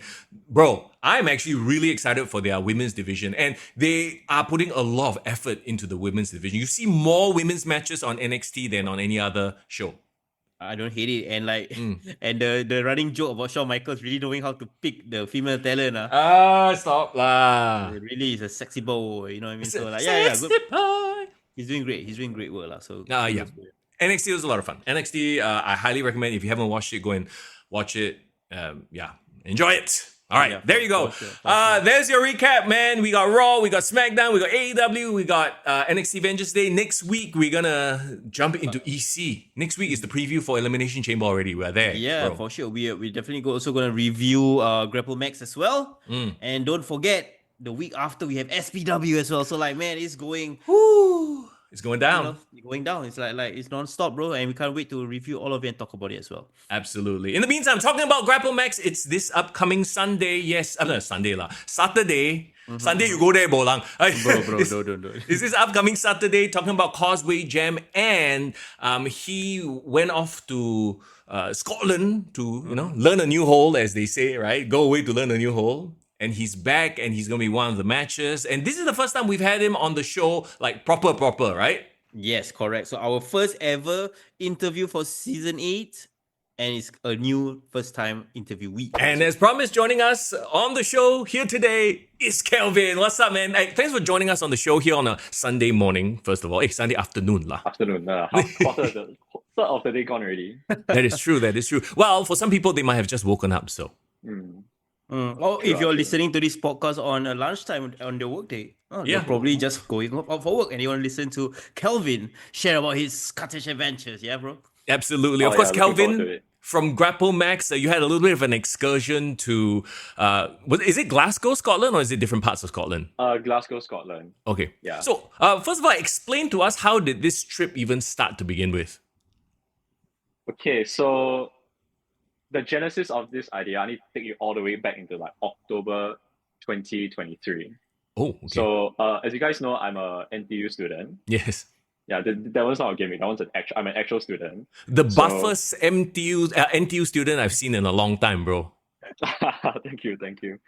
So, I received an email advertising a sharing session with the Glasgow University about their exchange program for Singaporean students.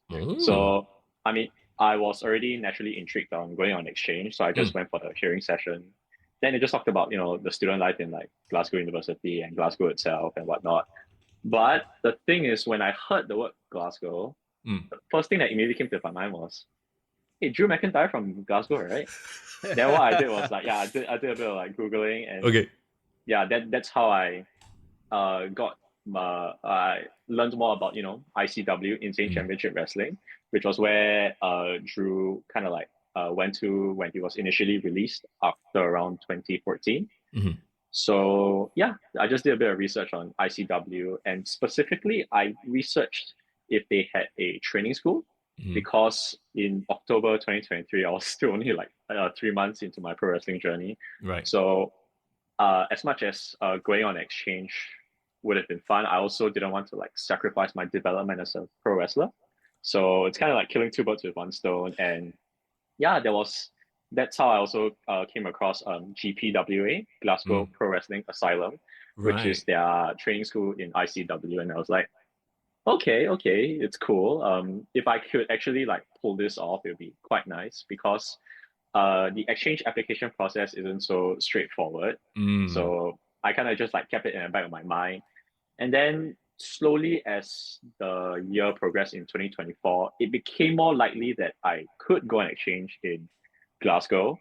It's a different university, but still in Glasgow. So I did did more research to just check that they still existed, and like they had like a program for like international wrestlers to come in and train with them. So once I got the confirmation that I got my confirmation on my exchange program in Glasgow, that's when I kind of just like kept tabs on them leading up to September of last year, which would have been when I flew to Glasgow. So question, which were you looking forward to more, the wrestling or the actual school exchange program? Be honest now.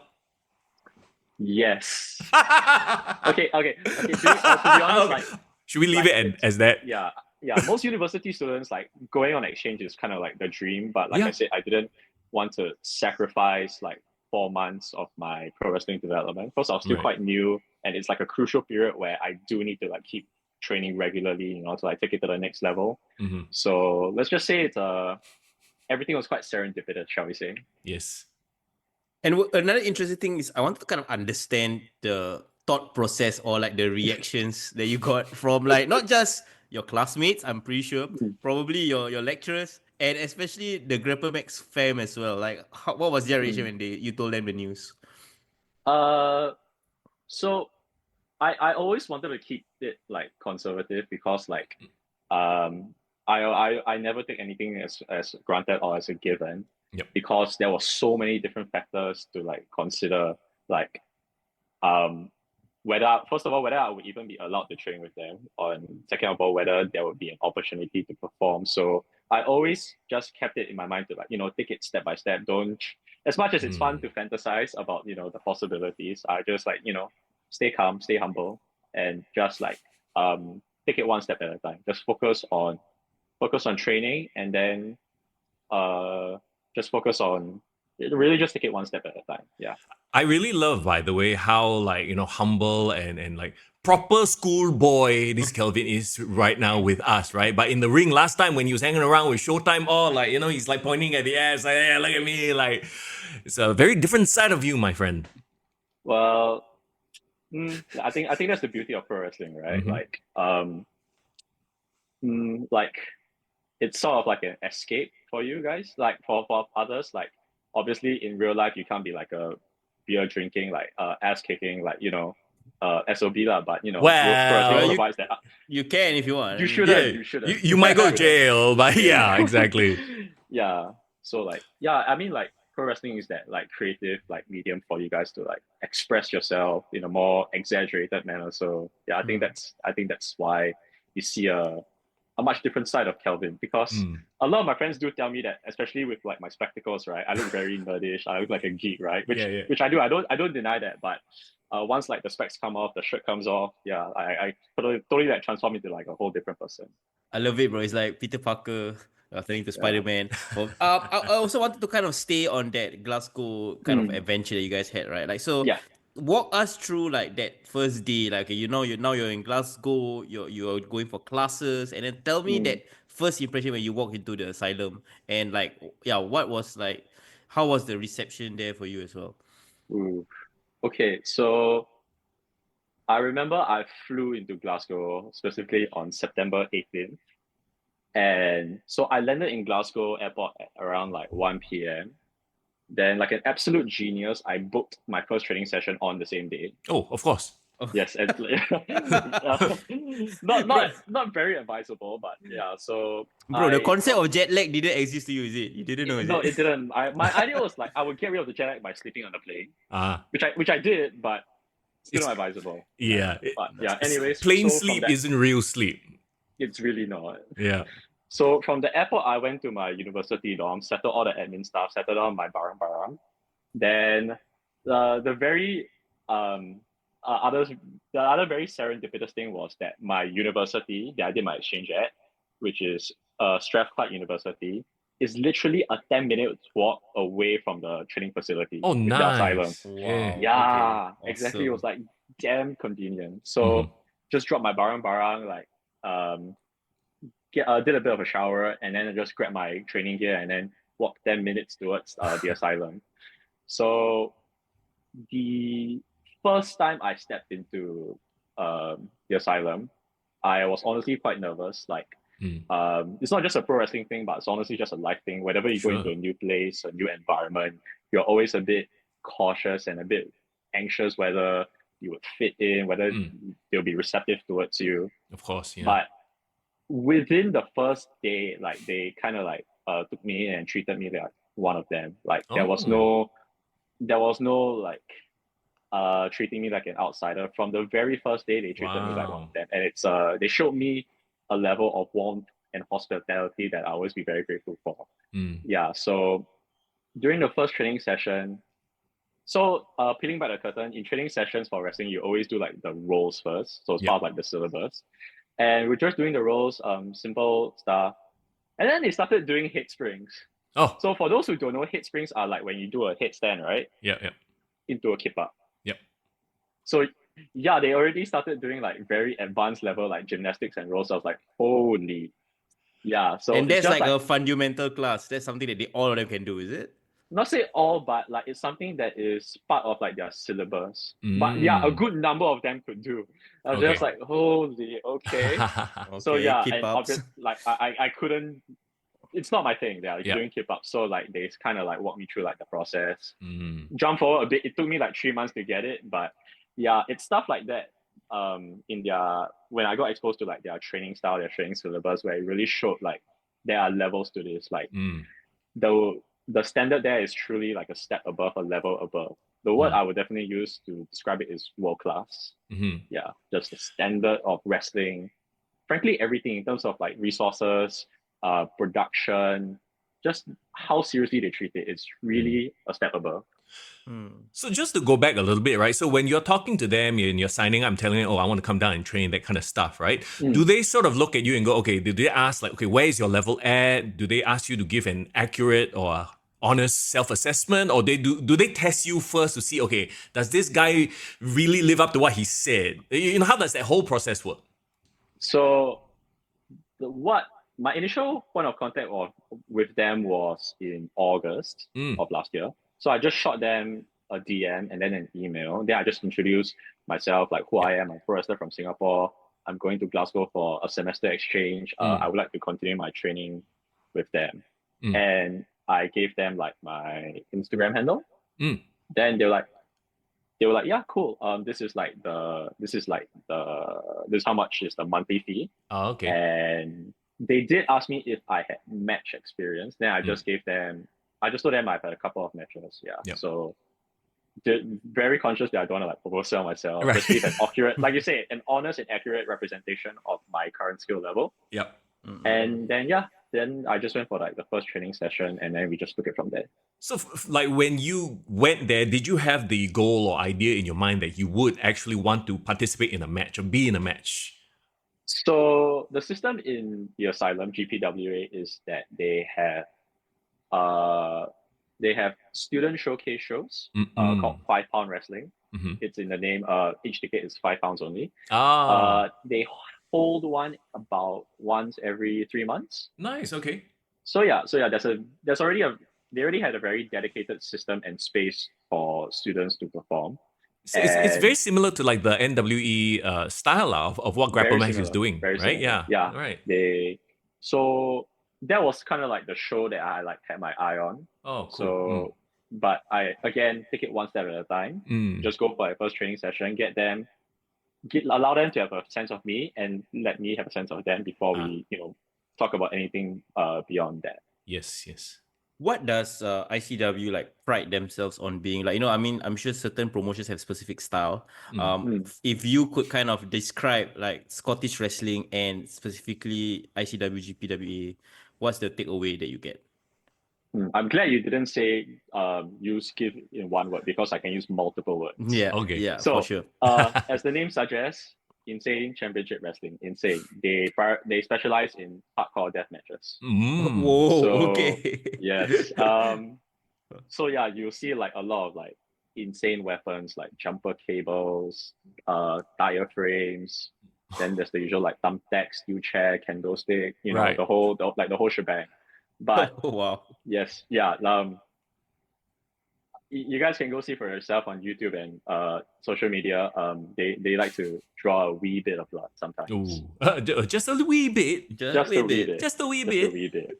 Yeah. So, but honestly, hardcore matches aside, the level of wrestling there, like I said, is truly next level, truly world class. Like, not just in terms of like the technical aspect, but in terms of like character work, psychology. It's really next level. So, and you even also mentioned, right, like a lot of the students get opportunities to put on the shows or matches in the £5 wrestling, right? How would you say is the level of the student, and then in terms of transitioning from that to being part of the ICW roster? Can you tell the differences even in that levels as well? So from my understanding, their intake system is in terms of like they have an intake system. So it's not necessarily, if you're a beginner, you can't really like join as and when you please. Right. So there's a specific dedicated intake period for you guys to go through the various beginning stages of the pro wrestling syllabus. Then from my understanding, there's 3 blocks, and each block is about 8 weeks. If I'm not mistaken, it's a bit flexible, but yeah, that's the rough gauge. Right. So after that, then you kind of graduate to like the main class, where you do a bit more advanced techniques and sequences. Then you do your £5 wrestling debut. You have your first debut match. Then from then on, there isn't a very fixed or structured progression system. It's really just see if you're ready and see if there's a spot on the card. So it's a bit flexible in that regard. Interesting. Another thing I wanted to ask as well is like, yes, you have all these, I'm sure assumptions about like how Scottish wrestling is gonna be, things that you weren't unsure of. What were the other students or like wrestlers like first impressions about like you and of course like Singapore wrestling through what you shared with them? That one might be a better question for them to ask, but from they will be the better judge. But from my understanding, I think they were, again, trying to be humble here, but they were fairly impressed at the level that I was, especially for someone when at the time I was only like in my first year of pro wrestling. I think they were impressed by my fundamentals and basics. So, which is honestly just a testament to like the Grapplemax teaching methodology. So I was about to say shout out to the coaches at Grapplemax. Yeah. Of course. I honestly owe everything to them. Like, Greg, Dennis, Sean, and Dave. I think they were particularly impressed with my crowd work. Because engaging the audience, in wrestling, because you don't wrestle in an isolated bubble, right? You do need to engage with the crowd, and I think they were impressed with that. Yeah. So tell us about your first in-ring experience, like in a match, right? Did they decide for you, okay, we want you to work heel, babyface? Like, how does that whole process come about? Okay, so it was within like the first 2 training sessions. Actually, during my first training session, I already had a practice match. Okay. Yeah, and I think that was when they saw like the level that I was at. Then the second training session I had, they were discussing about the next 5-pound wrestling show. Right. They were like running down like the respective card at that time. And then one of the wrestlers like couldn't make it, and then it was like, damn it. So the guy in charge of the developmental system there is called Jack Jester, a legendary Scottish wrestler in his own right, specializes in death matches. He was like, damn it, when he heard like one of the wrestlers like couldn't make it. Then he slowly like turned to me and I was like, Kelvin, do you have gear? And I was like, okay. Then I was like, I stood up because honestly my gear, as you guys saw, is just that Nike black shorts, right? And then like the knee pads and the boots, which served its function in my intern gimmick in Singapore. But it's not very, it's definitely not adequate for like the levels that I needed to be at to perform over there. Yeah. Then he was like, if you can get gear, I might book you like on the card. That was like, awesome, because like I wanted to like take like the first week to like settle in and adapt to their style first before I go up to like the booker and like, hi, can I have a match? They're like, no, big man. There you go, you're ready. Absolutely. Wait, how long was that before this happened? So this specific interaction would have been like towards the end of September, as early as that. About 2-3 weeks. I spent after that I spent like the next 2 weeks looking for gear. Because one of the suggestions was that I could like borrow gear from someone. But then I went on Amazon to look up like pro wrestling gear, pro wrestling tights. Then I came across this like MMA compression tights from an Amazon page. And I was like, okay, that looks like something that could work for me. And specifically they had this the Chinese lion dance design, but in a more modern style. And my thinking was I wanted my ring attire to sort of like reflect a bit of that Asian vibes. So I specifically bought that one. And then when it arrived like around 2 weeks later, when I wore it for training, like casually, I like didn't really like announce it. We were like warming up. Then Jack Jester looked at me. I was like, Kelvin, is that your gear? I was like, yeah, it is. And he was like, perfect. Awesome. Yeah. I'm looking at it right now. Yeah, it looks damn cool. It looks like you came out of Shang-Chi, bro. Very colorful, the orange aesthetic. And the one thing that Jester specifically said that I should get is a colorful gear. Because going back to the first few training sessions I had, when we were doing training matches, right? So for that one, they would split like the heels and the faces. Yep. Then he looked at me, I was like, Kelvin, do you work heel or face in Singapore? And I was like, heel. Then he looked at this like nerdish face, right? And I was like, nah, you can't be a heel here. Then he was like, yeah, you work face instead. And I was like, Oh, awesome. So Wow, I kind of like okay. unintentionally like turned face in like Glasgow. mm. But yeah, as we can talk, as we'll talk about it later, I think it all worked out in the end. So yeah. Nice, nice. Another thing I wanted to ask, with regards to the impressions about not just Singapore wrestling, what were the impressions of Singapore itself, and like what could you share to them about, or like I'm pretty sure none of them have been there, or Yeah. if there Wait, was, yeah, were you the first Singaporean like trainee there? Yes, ever. yes, I was. Yes, I am. Yeah, Okay. so I'm Yeah. sure they have 1,000,001 questions. So like, what were some of Okay. the interesting questions that you actually fielded from them? Yeah. Okay, so they know Singapore exists, Okay. but maybe they're not too sure about like the specific characteristics of Singapore. I think, if I can jog my memory, I think though some of the things that stood out were like the Taylor Swift era's concert period. Yeah, Wow. Okay. I think that.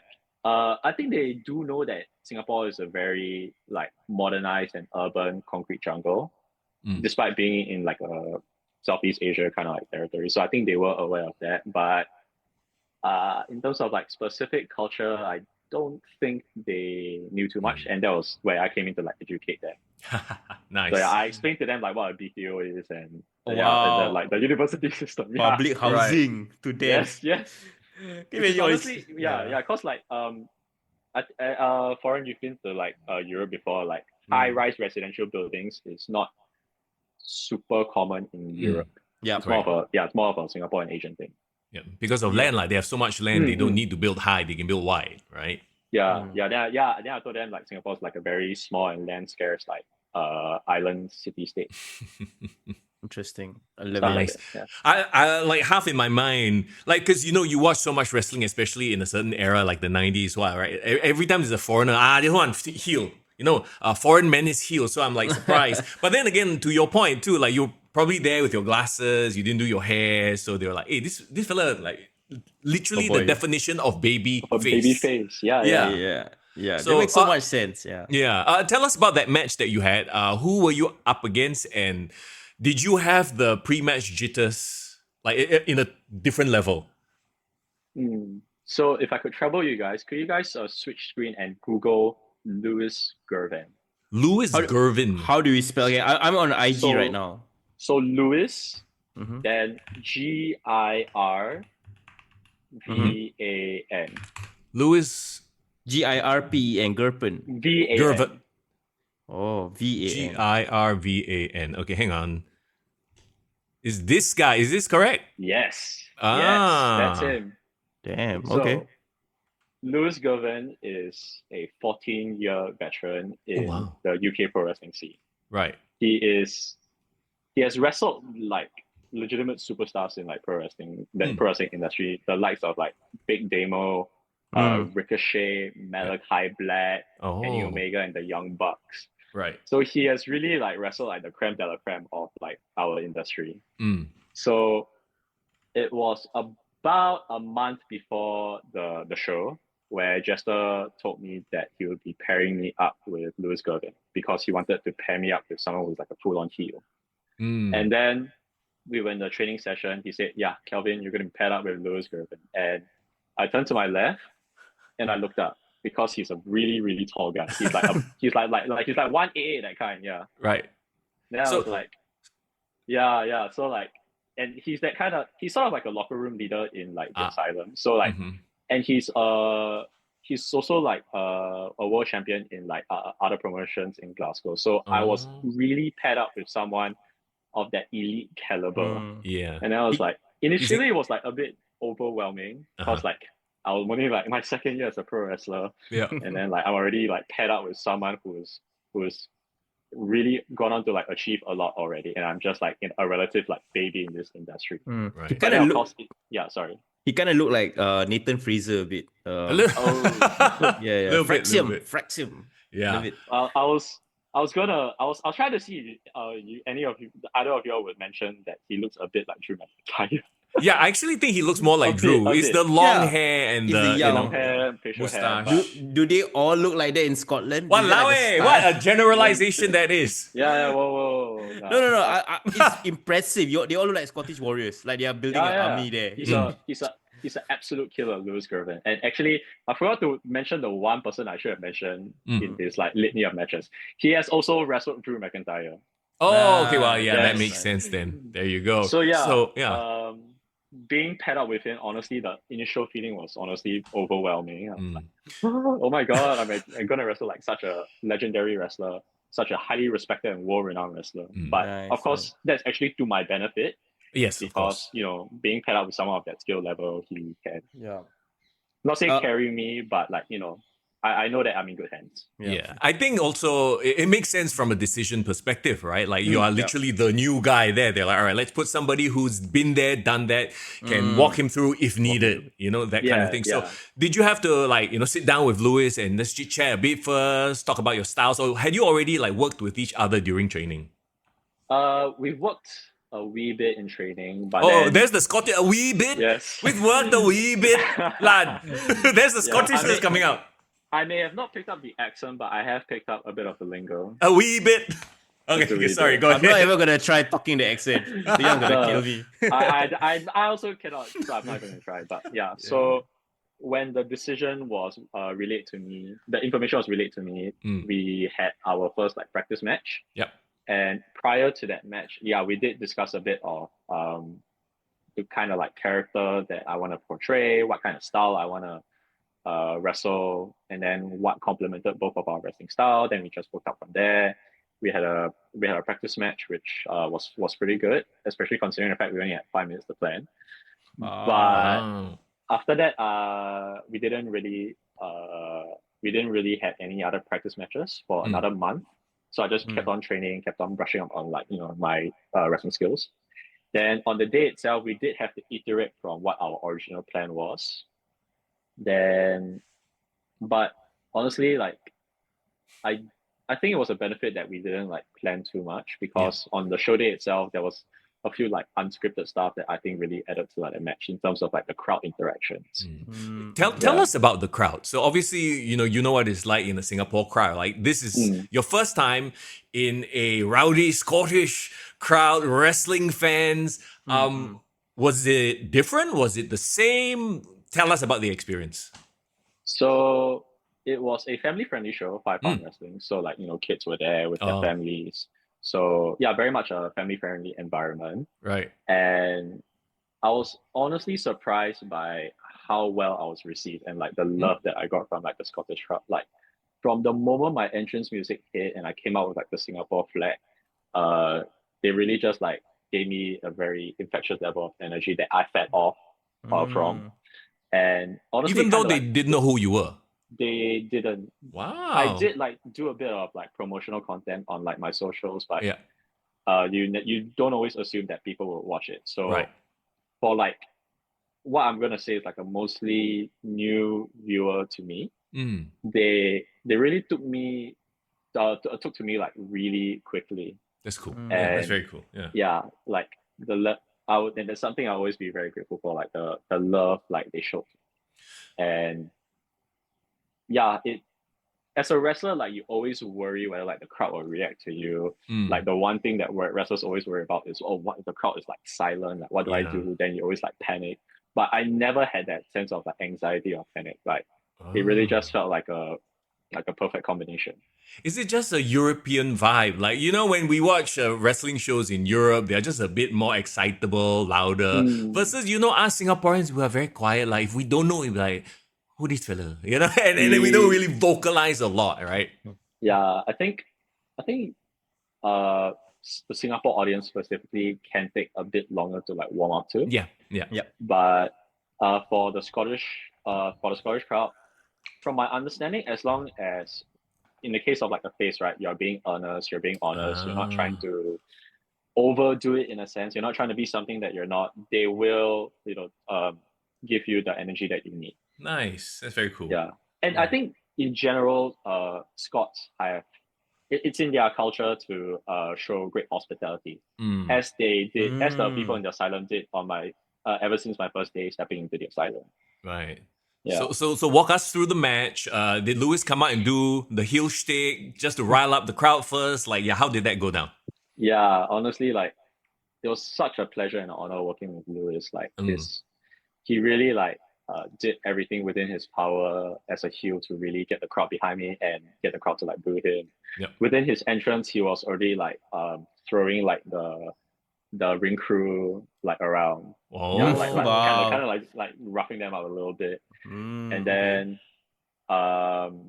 yeah, because he's already like an established character. He is he does like diabolical stuff like in like the ICW like main show. So honestly, like we didn't really need to go to over exert effort in terms of like getting the crowd to get behind me and get them to boo him. It was quite established already in the the dynamics lah. I saw you. I mean, you were moving in fast and quick. You know, in the match, I saw you kind of evading, doing your forward rolls and all that. Was it a case of him like trying to catch up with your speed and trying to grind you down? Is that how the match was laid out?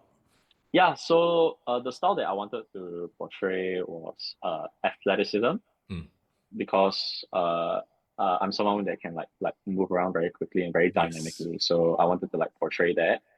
And trust me, by no means is Lewis slow. He can definitely keep up with me if like in a shoot sense. But yeah, so it was kind of like that David versus Goliath kind of like dynamic. So yeah, just trying to use my athleticism and agility to sort of like evade him. Love it. Another thing I kind of like caught on to it was like, even though you know like the match might not have ended up the way you wanted, there was definitely like almost an acknowledgement from Lewis at the end, you know, like kind of giving you a bit of like your flowers or like acknowledging the effort that you put in. How was that moment like for you, and how did the crowd react to that? Because especially at the end, you put out your Singapore flag as well in the celebration. Yeah. Yeah, like I said, I really fed off the energy of the crowd, and their energy level is definitely very infectious. I felt it. I like to think that Lewis felt it as well, and I received quite a lot of like comments and feedback about my performance in the match and how they enjoyed it, and how they hope to see me in future, ICW and GPWA matches. So yeah, I also honestly quite taken aback by how well I was received, because it's like you mentioned just now, like it's a bit of a twist on the typical dynamic on a foreigner coming into like the hometown. I was literally the foreign guy versus like the hometown guy, and And you were the as shirt face, yeah. So a lot of love from the crowd, and the love is definitely reciprocal. I definitely reciprocate that love. And then when I went backstage, like everyone was like giving me hugs, and then like nice, like giving me that acknowledgement about my performance, and yeah, it's definitely something that I'll forever cherish. So you had that one match while you were there in your time. Do Yeah. you think that you might, I don't know, make this a yearly thing, or like what are the odds of you going back to have your second match and so on and so forth? Because I mean, it can't be that cheap, lah, dude. It's still like a cost, lah. As in foreign went to UK last year, I'm sure you know how expensive. Yeah.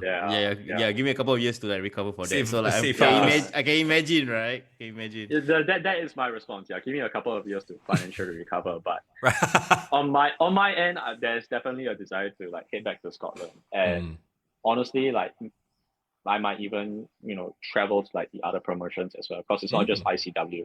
There's also promotions like Power Pro and Iron Graders with their own like established talents over there, with wealth of experience as well. So honestly, what the future holds, who knows? I mean, let my wallet recover first.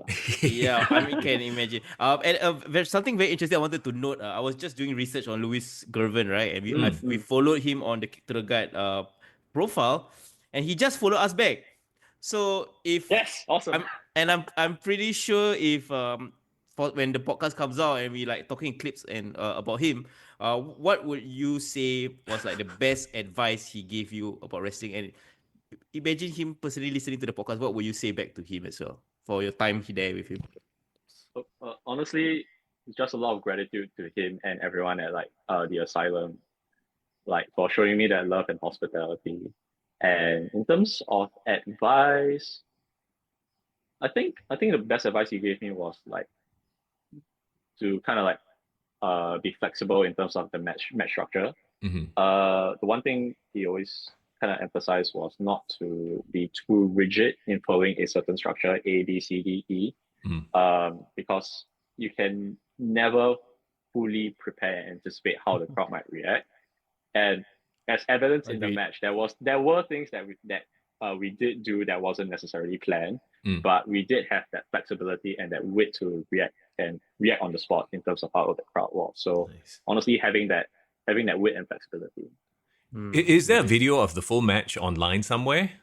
There is footage. I have it on my phone. If you guys want, I can show you. I can send you guys the link. Yeah. Please Clips, do it. clips, I for would sure. love to see. Okay, so now we focus on the quote-unquote short-term future. This upcoming weekend, as we broadcast this on a Monday afternoon, even though we're recording on a Sunday, you understand the time difference. But this upcoming weekend, it's Grapplemax's Causeway Jam 2025. And okay, you've done your stint in Scotland, you come back, and now suddenly you've had a change of heart. All that Showtime business you've put behind you. You're no longer the intern, you're your own man. Talk to us about returning and while leading up to this weekend's match. You yourself, you will have a international triple threat match. We'll very quickly preview some of the rest of it, but let's talk about your match first.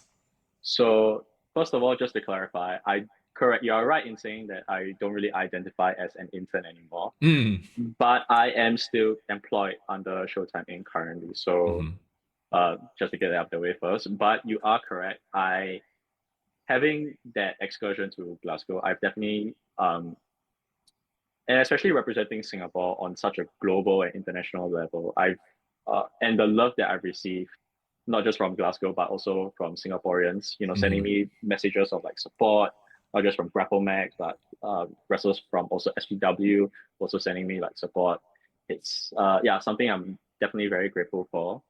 So coming back to Singapore, I have a newfound appreciation for what I do in the pro wrestling ring, and I've learned that I don't need to just wrestle for myself or one organization. I can wrestle for something bigger than myself, larger than myself. So yeah, there's definitely that change in mindset for me for sure. And talking back as well, the encounter that you had on Grapplemax Amplify, your, I would say, current teammate Julian had a match and kind of gave a very very bad post match beatdown on Ming Ray. What possessed you or inspired you to stand up, and kind of like protect Ming Ray and confront your teammate? So just to take it back a bit, honestly, when I started out with pro wrestling, right, I had a lot of insecurities whether I could match up to people in Grapplemax because my developmental process as a pro wrestler wasn't the smoothest. But having grinding it out in training on a week basis, and then traveling to Glasgow, Scotland, and matching up with world class talent in ICW, I realized that I can match up with people of that caliber. And knowing that, I know that I don't need to resort to backhanded dirty tactics that we used to resort to in Showtime Inc. So when I saw Julian, who is a very talented wrestler in his own right, Yes. being a sore loser and beating up Ming Ray after the match, I thought it was kind of like beneath us. So that's why I confronted him and just told him that there isn't a need to stoop to that level. We are already at a high level. We don't need to bring ourselves further down. Oh. So would you say that your goal now is to change Showtime Inc. from within or eventually break out, if that is even, a goal? I would say that currently we're going through a lot of changes within our organization. Currently, Prabhu's injured. Showtime's handling other business operations, and well, you saw what happened to SPD. But that aside, so we're going through a lot of changes right now. So we definitely do need to like regroup and then we discuss like our focus for 2025. But of course, the whole theme of this Causeway Jam, right, is the age-old feud. You know, there's US versus Canada, US versus Mexico. Here in this part of the world, it's Singapore versus Malaysia Causeway Jam. So it's not just you versus Julian. You have the, additional spanner in the works, as it were, of from MyPW, Kaizul. Tell us a little bit more about Kaizul. What can we expect from him? So Kaizul calls himself the international hitman, and I think that's for a very good reason. He is someone who likes to employ strikes, both with his hands and with his legs. So he has a very signature knee strike, kind of similar to like Kenny Omega's V trigger. So definitely want to avoid that. Keep my distance from Kaizul because when he hits hard. Right. So okay, it's a triple threat. So statistically, you have a 33 and a third chance. Of course you do. Of course. The math don't lie. The math. But Kelvin, tell us your math from your point of view. Why is it more than 33 and a third for you? Well, for me, I try not to look at the numbers. I try to just look at what's ahead of me. And being booked in a featured matchup with Kaizul, like I said, one of the hardest hitters in MyPW and an established wrestler over there. And with Julian, so like I said, someone who is incredibly talented, and I have no trouble in saying someone who is criminally underrated. He is so clean and smooth in the ring in terms of the technical skills, and also someone who is very committed to his like character work and gimmick. Honestly, one of the best in our region, I dare say. Agreed. So being being featured, put in this like triple threat match. I'm honestly just looking forward to showing everyone like a new Kelvin, a Kelvin that's went on to ICW, wrestle about with world-class talent. And I'm just looking forward to showing what I've learned and what I bring to the table now. Nice. And when all is said and done, and you stand across the ring with Julian, are you guys willing to come to blows, to get the W? And will you guys still remain good terms after the match? Will you shake hands, no matter who wins? Will you shake hands with Julian? Oh yeah, after absolutely. The match? Like you said, like this is a match based on regional rivalry, Singapore versus Malaysia. But honestly, as a competitor, I just want to compete. I just want to wrestle. I definitely feel the regional rivalry, but honestly, I'm just a wrestler. I want to wrestle. Simple as that. Okay. One last thing I wanted to ask is about this match, right? So this is technically your first match back. Correct. I'm assuming that if you were to get the W, do you foresee you already our rising star for last year, you wrestle overseas. Is championship goal the next natural step? I mean, there's always that famous saying, right? By like I think Stone Cold Steve Austin, if you're not in this to like win titles, then you shouldn't be in this at all. Yes. But for me, honestly, I just want to get better as a pro wrestler. That's like the first and foremost always. But also to like push boundaries and see what's on the horizon and see what new grounds I can venture to. Like being like the first Singaporean to not only train but also to wrestle in Scotland, honestly, I'm already creating like a mini legacy for myself. I'm already doing stuff that no one else is doing.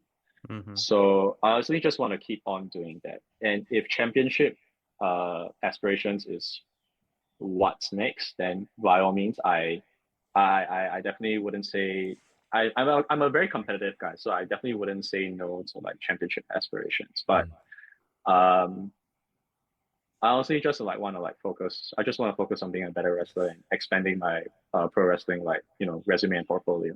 I can 100% see why they thought, this fella like baby face no need to make him heel Like look at him, look, he's so earnest. You know what I'm saying? Until he steps into the ring. Until he steps into the ring.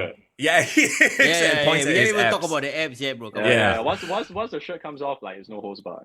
Very good, very good. Okay, come, let's preview the rest of the card. Once again, it's happening on Saturday. Are there any more tickets available? Or is it tickets are very limited, right? There's only like a very handful, so quickly get your tickets before they sell out. Go to Grapplemax's Instagram page, their social media page to find out the links. There's a PTX link Yeah, if I'm not PTX, yep. mistaken. Okay, let's talk about the international tag team match. Fennec Rose and Shawwal. Okay, who are these two? Please explain to me from MyPW if you can. If you haven't seen them, you're gonna love it. They are they have a very flamboyant, extravagant presentation, especially in terms of their entrances. So I saw Phoenix an Rose, Instagram yes. video. One of them, they were in some park where it was pink everywhere. Where is this place? Yeah, they film. I also want to know. That one you need to ask them. But from what I've seen and what I know, Phoenix Rose always comes out to the ring in a very striking pink, so flamingo pink, outfit with the pink scarves, and then he also has this pink wings, I think.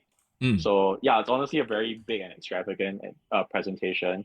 It's honestly caught the attention of everyone in the Grapplemax locker room, and we're just looking forward to seeing it on the day, and the audience should be as well. Yeah, it's something I think will be quite unforgettable. Hang on, I'm going to show you now that the video see it as well. I was talking about. Hang on. No, I know the promo you're referring to. Yeah. So you see the dude's in the pink shirt, right? But look at the background. Yes. How is it all pink on the? Where is this place? I need to know. That one you will have to ask. Oh my gosh! Themselves. Where is this place they filmed? Yeah. That one must ask them. Very cool. But yeah, so this is sort of a taste of what to expect from them character-wise, you know? Not sure if you can see on my phone, but...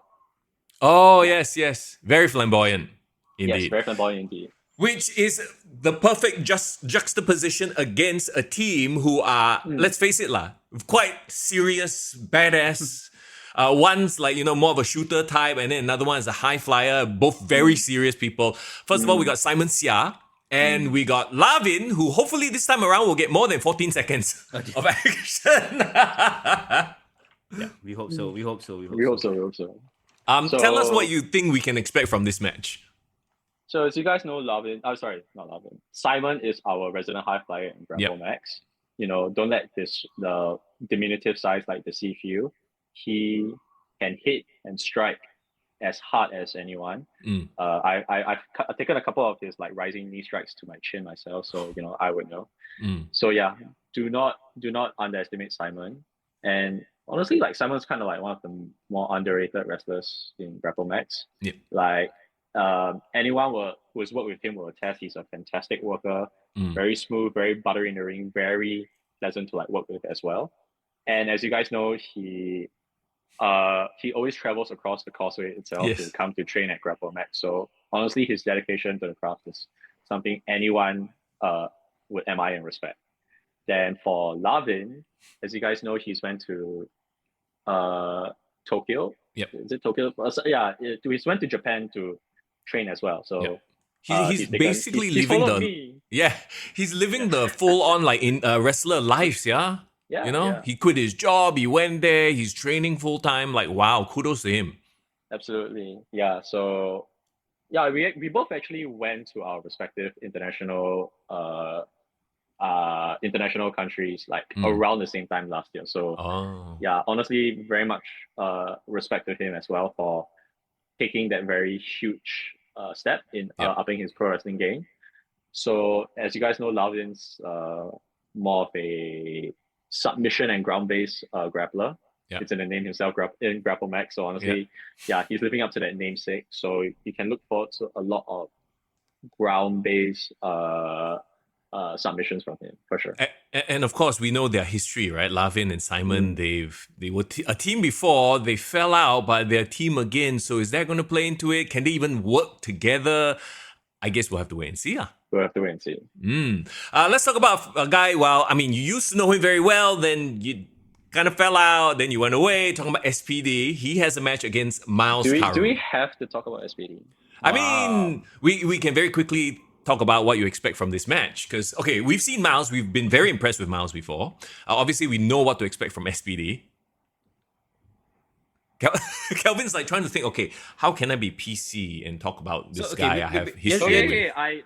What I'll say about this, I'll say this about SPD. He is definitely one of the top wrestlers, not just in Grapplemax, but in Singapore. You know, his in-ring skills, technical skills are all, top level. His character work as well, honestly, top level as well. Like when you see him in the ring, it really feels like he's in a fight. It really feels like he really wants to beat up his opponent. And yeah, he's one of the most popular characters. Yeah, in Singapore as well. Like he always captivates the crowd. Crowd's always behind him chanting SPD, SPD, even though I don't know why myself, but yeah. He was even contending for championship gold last year. So no one, not even me, can dispute how good SPD is. Yes. I just have, let's just say, professional disagreements with him. Okay. Strictly professional. Yeah. Okay, we can leave it at that. Yes. Yeah. Yes. I think I've mentioned enough about SPD. I mean, Roman Reigns, when he came back, much beloved, doesn't mean his beef with Cody Rhodes is over. You know what I mean? So exactly, and completely with can understand. yeah, there's history. Look, there's history there. It's history, but to me, it's ancient history. Whatever disagreements or beef me and SPD had, I think we settled it last year at Fight Club 4. Sorry, no cure at the projector. And honestly, it's one of it's a very memorable day for me because I think it was kind of like my breakout match last year. I really had a great showing. We don't talk about the result because that's the least important part of that match. Of course. But yeah. So yeah, having worked with SPD, I think Miles is I think you can look forward to a very feisty match for sure. Talking about a very feisty match, I love that. It's a beautiful segue we have from my PW Poppy, who once again, I'll remind you that time I talked about Poppy on my gaming stream, and suddenly everybody is like, oh, I'm a Grapplemax fan now. Jeez, you guys, stop it. But Poppy is going up against Divya. Ooh, yes. So, like you mentioned, I think there's a general consensus that Poppy is physically attractive, but don't let that fool you. She is also a physical wrestler herself. She can definitely kick ass. I haven't really met with her in person, so I'll get the chance next week. But I've definitely caught glimpses of her training content on her social media. Hey, young had to do that. Okay, anyway. No, yeah, I'm just checking out Instagram as well. That is the part of the Instagram I don't look at. What I look at is her training content because she always posts like stories and reels about her training progression, which is honestly something I can really respect and admire. Right. Yeah. And also so don't forget as well, she almost had kind of like a brief confrontation with Div because they were a tag team, right? And one of the shows last year, in a mixed tag match. And that was where like we had like a tease of what was to come between the both of them, right? Yes, it would have been Poppy and Wonderboy versus Hotshot and Divya, correct? Yes, and that was such an excellent match. Well reviewed by everyone that watched that. So yeah, for Poppy, don't let the pretty face fool you. She can definitely kick ass. There you go. And speaking of kicking ass, we need to talk about Divya. Of course. So ever since she's joined Grapplemax like last year, about February-ish, kind of. Yeah. Honestly, she's like shown us like the levels that there are like to this game. Like whenever she's like in the ring performing, she really has that aura, as the kids like to say. Yeah, she really captivates the room, captures everyone's attention. She really has that sassiness, that personality. I've had my encounters with her before. Yeah, let's just say she's also one that can kick ass. In fact, she showed up the guys in the main event of the previous Amplify in January. For sure. And, I was there. And I think there isn't a need to caveat her as a female pro wrestler. I think she is just a pro wrestler, period, full stop, end of story. There is no perception whatsoever of her keeping up with us. If anything, the guys are trying to keep up with her. Nice. So yeah, absolute badass, absolute pleasure to have in our Grapplemax locker room. And very much looking forward to this match. I have campaigned really, really hard for her, especially in that triple threat match. Actually, everyone was really rooting for her to win that number one contender. So don't be surprised if Grapplemax ever have a first female champion, Grapplemax Heavyweight champion. Man, she's perfect. Well, it's open weight and open gender. If I can reference ICW for a bit, they just had their Square Go match, which is their equivalent of the Royal Rumble, and they just had a female wrestler Rio win it. Wow. So Okay. there is absolutely, I see absolutely no reason why Divya cannot contend for a top championship in Grapplemax. All right. Love it. Talking about championships, let's get down to the championship chatter. Grapplemax Tag Team Championships. Ships Ahoy! A team we have history with, yeah. Well, more like you for it. Versus Aussie. Oi, oi, oi. Yes, talk about that. Ships Ahoy, a little bit of a different vibe. Technically, you were back already when they started sailing into dark waters. Metaphorically speaking. I love it. Anyways, you- anyways, I think the great thing about Ships Ahoy is that Christian and Sarah really complement each other perfectly. They're really like peas in a pod. Like outside of wrestling, they have kind of like creative related jobs. Yeah. So correct. I think they have like the same mindset and mentality as well. I think that's also why they complement each other perfectly. So I just think that they're taking this like friendship chemistry a wee bit too far. Yeah. Do you think? And I would know as someone who's like, employed those dastardly tactics myself. Sure. But yeah, I think they're being a bit delusional now. Oh, do you think they have a shot? I mean, Aussie. Well-oiled team, well-loved, beloved team as well, firing on all cylinders. Absolutely. I mean, if we're talking about well machines and chemistry, right, then we don't have to look further than, the Aussies. Yeah. Like everyone, I think their history and backstory has been well documented. And honestly, I don't think there is a better representative for Grapplemax in terms of like a tag team sense. So yeah, if Ships Ahoy really want to dethrone our inaugural champions, they really need to make sure that their chemistry, is really firing on all cylinders. Okay, so let's talk about the main event then. It's for the Grapplemax Openweight Championship. Wonder Boy versus Hot Shot. Okay. More than anything, we need to keep the championship in Singapore. That's the whole vibe of Causeway Jam. Anyway, right? Defend against the invaders, quote unquote. Talk to us about this. Is this Hot Shot's biggest challenge to date, you reckon? For me, I always feel like Hot Shot's biggest challenge is always his next challenge, especially as a champion. Everyone's gunning for you. You can't always rest on your laurels. You can't be too fixated on your past, as you always have like a target on your back, and it's always the next threat that is your most dangerous. And as the ace of Grapplemax now, to me, when I joined Grapplemax in May 2023, he was always the ace to me as like one of the new generation wrestlers. So, and I think he's represented Grapplemax well as a wrestler, as our top champion, and coming up against Wonder Boy, who's, if I'm not mistaken, about a decade of a veteran. Yeah, and it's a very talented wrestler in his own right. Yeah. I think Hot Shot, I hope he's preparing well. That's all I'll say. I hope he's preparing well, because Wonder Boy will definitely bring it to him.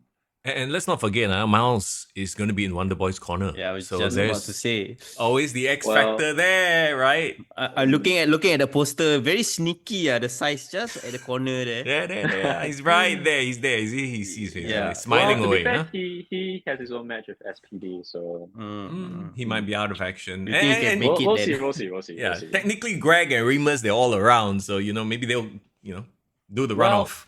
As much as Miles will be in Wonder Boy's corner. Yep. With it being a home ground match, I think Hot Shot does have that home ground advantage with the Singapore crowd behind it. So no, I don't think Hot Shot's alone in this. I expect by no means is he alone. Right. I expect the 3.5 chance. I expect the, it's always fun. Like, it's always fun. This quote unquote imaginary rivalry, let's put it that way. But one last thing I wanted to ask as well about the championship match with your personal opinion as well, Kelvin. What do you think of Hot Shot's run in general? And what is one thing that you would want to take away from him, and in terms of how he has been carrying That's the one thing he wants to take away from him, his belt. Yes, the belt physically, but like, in terms of like lessons or like how he has been carrying himself as champion, what would you want to take away from that? Well, like I said, I don't think there could have been a better representative for Grapplemax as the ace than Hotshot. I really respect like his dedication to like the craft and also trying to balance and juggle real life responsibilities. It's something that Mm. as a student trying to grapple with the responsibilities as a student, I honestly don't know how he does it. Right. So honestly, just a lot of respect to him and frankly anyone who is willing to, juggle both being a pro wrestler and well, a working Singaporean because Yeah. like the culture here can be tricky with like the work life balance. So And he's been a champion for over a year, right? I mean that Yeah. shows the longevity. And I always go back to this story when I talk about Hotshot, right? I actually ran into him like literally in the middle of the night in Toa Payoh, Yeah. jogging by himself, because apparently he lives pretty near to my partner. So I was like, hey, Hotshot, what are you doing? Oh, yeah, bro, going for a jog. And I looked at the time, it was 11 p.m. on a weekday. The I'm hustle like, is real. Why do you think he there are so doesn't many? just have the skills of a world champion, he has the work ethic of a world champion as well. And I think that is something that's rubbing off on everyone in the Grapplemax locker room. And he really is the ace that everyone's trying to keep up with. Do you see yourself as the ace one day? Is that the goal, or is that something that you don't think about? So as a wrestler, I just try to focus on the wrestling. Any byproducts like accolades, awards, whatever, honestly to me it's just a bonus. I let my wrestling do the talking. I love it. There you go.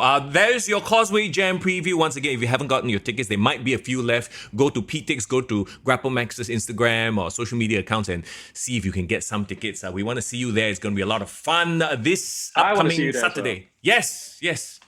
I will be there. I'll try my best, and I can't wait. I can't wait to see Kelvin's return. Yes. First match back, and should be a good time. So all Absolutely. you local wrestling fans, 217 days, every single night I've been thinking about this day. So trust me, you don't want to miss it. Let's go. Kelvin, thank you so much for taking out time to chat with us here on a Sunday morning, Sunday afternoon. Please get back to whatever it is you were doing, probably doing 10,000 more sit-ups to get that, the abs to pop. You know what I'm saying? Yeah. Yeah, Hey, gotta look good for the show. before you leave, right? Since very inspirational, swole fella, right? Can you give us some fitness advice that you would give to a fellow student who's trying to get his life together, his body together, or like working professionals like us who definitely need to get our body together? What advice would you give to get people to start being active? My first advice would be ask someone more qualified like Dave, who is an actual fitness trainer. Okay. But for me, my advice always is to don't be afraid to take the first step, because it's always that first step that's always the hardest, getting over that initial inertia. But to me, as long as you can get over that first step and start that habit building process, it's I think that's when I feel like everything will fall into place, because it's always that leap of faith that you do need to take if you really want to see like actual change in like your life. And are you working out like every day? Seems No, like no. based on your No. socials.